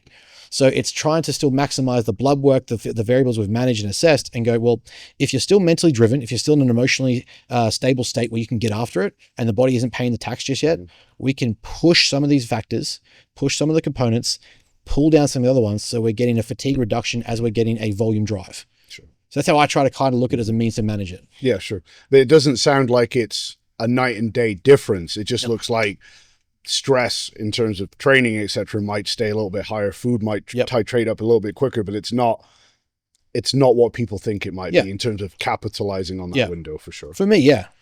Were there any topics you wanted to go over that we didn't bring up? I'm kind of going through the list real quick here. I think we've really got after all of it. I think it's just an important conversation that coaches and clients need to start having. I think is, like you alluded to, right? Is what does this mean to you? What do you want out of it? How does this help you in life? How does this make you better, as opposed to just, I got shredded, or I got that 300 kilo lift, or I got the extra 20 kilos in the bar. Those things are going to come and go, but they're not going to give you the happiness and the result that you're seeking by doing this thing if you don't have a clear reason as to why it matters. Why should most people not bodybuild? Because of the psychological components we talked about. I think I spend more time in consults talking people out of competing and talking them towards photo shoots, just a cut window, a fat loss phase, to see if they can even tolerate or enjoy that thing. And generally what I find is most people get to like a 10, 12 week out sort of condition where, hey, can you even handle pushing towards that next level condition? No. So for me, I think more people need to test the waters in other areas first than just going straight to competing. As we sort of alluded to, those coaches who might do a 12-week challenge and this person's dropped 20 pounds and go, hey, guess what? Well, what do I do next? Oh, we're going to do a show. Do you think people just underestimate the difference? Like looking good in a photo shoot where you can control the lighting, all that, use all the angles, whatever, versus being lean enough to look good on a stage, washed out in lights. Do you think people just really underestimate how different that is? I mean, you think how many people tell you that if they just took steroids, they'd be Ronnie Coleman? How many times do you see the comments in the photo shoots like, if I took this drug, I could get the 400 kilo squat. I could get the Ronnie Coleman physique. You're like, you vastly underestimate what is required, and also don't understand how many people in the fitness industry are using that don't look the way you think they look, or like what that would naturally give them. So yeah, I think for me, that's a big component of it. People don't actually understand the difference of what's required. That I going to give the example like the 15 to say 10% window. Not much has to change to get someone lean. If you go from 30% to 15%, I can make some small reductions in food and calories, in slightly titrate output, make you sleep better, and you're gonna get some improvements. 15 to 10 starts to get pretty difficult, but from that 10 to the 3, everything about that is physiological and psychological resistance. You are fighting a battle against the body's desire to survive. So if we really look at what a prep window is, it's controlled starvation where you are basically driving the body to a degree of dying. Hey guys, I just wanted to take a moment because we do read the comments, and one of them that keeps popping up more frequently than not is, I can't believe this video doesn't get more views. Take a minute to subscribe, leave a comment, and share. It really does help. And it's going to fight you doing that, right? The body's main goal is survival. If you look at Maslow's hierarchy of needs, safety takes priority. And we're trying to drive you to a point where your body is literally starving, dropping energy, reducing body fat and our energy source. So for me, the things that are required to get from 30 to 15, 15 to 10 aren't that difficult. You can get photo shoot ready at around that window of time. But the thing is, I think people really underappreciate, undervalue what requires going from that 10 to the 5, from the 5 to the 3. And that leads to them believing they can do something that they aren't yet ready to do. And then if you look at all the conversation we've had around the psychological readiness, assessing the position they're starting from, you go in with that overconfidence, that overcockiness, it's going to be a lot harder for you to say, hey, this is going to take 2 years. Well, the biggest thing they don't get is that photo shoot is typically the start time that you would start prepping for a show, which is another 12 weeks. Yes, exactly right. Like I would argue getting to that photo shoot position is a great condition to operate the prep from. Yes. That's what they don't understand. Yeah. So like for that average person that you're convincing away from doing a competition specifically, what are the most common limitations? Like where are they deficient? Like most commonly across the board, do you find personally? Their life isn't set up for it. Their sleep schedule isn't set up for it. Their relationships aren't ready to handle it. They haven't had the conversations with the people that matter around them about it. They think, like a lot of people, this will add to the point that people are unaware of what's required. Most people compete thinking it's a solo sport, right? And to a degree, yeah, sure it is. To a degree, you're the one who gets up on stage. But ask your wife in 20 weeks if she thinks it's a solo sport. Ask your best friends who haven't seen you in 16, 20 weeks, 30 weeks because you've been so dialed in nutrition you can't go out for a drink, or you haven't been able to go out and watch the football. Ask them if they think it's a solo sport, because that to me is going to have much more implication. If you're getting the message from the wife like, hey, you become a POS and I'm ready to leave you for this, and your friend's like, hey, don't bother talking to us once it's done, you've turned into a dick. That level of thing, if those conversations aren't had, if that readiness isn't established before you get going, it's only going to get worse, and you're going to ruin your life for these things that you probably should have had those conversations before starting. So those are things I'm assessing outside of obviously what's your nutritional literacy, what's your coachability, have you had a history of being adherent in the past, have you stuck to anything difficult before, what's the leanness you've got to. Sure, those questions matter, but those psychosocial parameters start to really add up as to if you're ready to get on stage or at least begin the prep phase. I mean, that relationship side I think is so big. When we had the duets out, they were saying that they prepped for the same shows together. Yeah. And I think people underestimate, like you won't, right? But to both be in competition prep at the same time. And they were like, yeah, we revel in it. We love it. And I'm like, you guys are going the distance. Yeah. Like 100%. Marriage wise, like if you can do that, I don't really know what you can't do together. Yeah. So I've prepped her. I prep her, I coach her. My fiance, she's also the marketer of our business. So we work the business together. So like these things, we've got trials and tribulations where we've overcome them and done them together. We're in the trenches 24/7. But at the same time, I was like that before we started. She was like that before we started. We had those conversations. I said, I'm going to do this thing. So if you aren't okay with that, that's okay, but it just might mean we don't happen and we don't work out. Yeah. But that's a conversation we have to be able to say, are you ready for this thing to go to this next level and see this through? And I think a lot of people don't put the value of that stable relationship into the equation. Yeah, sure. So the acid test is not moving in together. It's do a competition. Yeah. For the athletes, everyone says it's moving in together, right? But it's whether or not you can comp prep. What's the best way people can find you? So the Instagram has changed. The Instagram has changed since last time we were here. I was about 4 weeks out from a show and my account got locked. So when we talk about adversity and struggles in a prep, my account got locked out by Instagram. So the new one is coach_Ben Mayfield-Smith_ to get in touch with us via Instagram. Our website is matterathletica.com. Our YouTube, which is our main primary source of putting out content, is just Matter Athletica.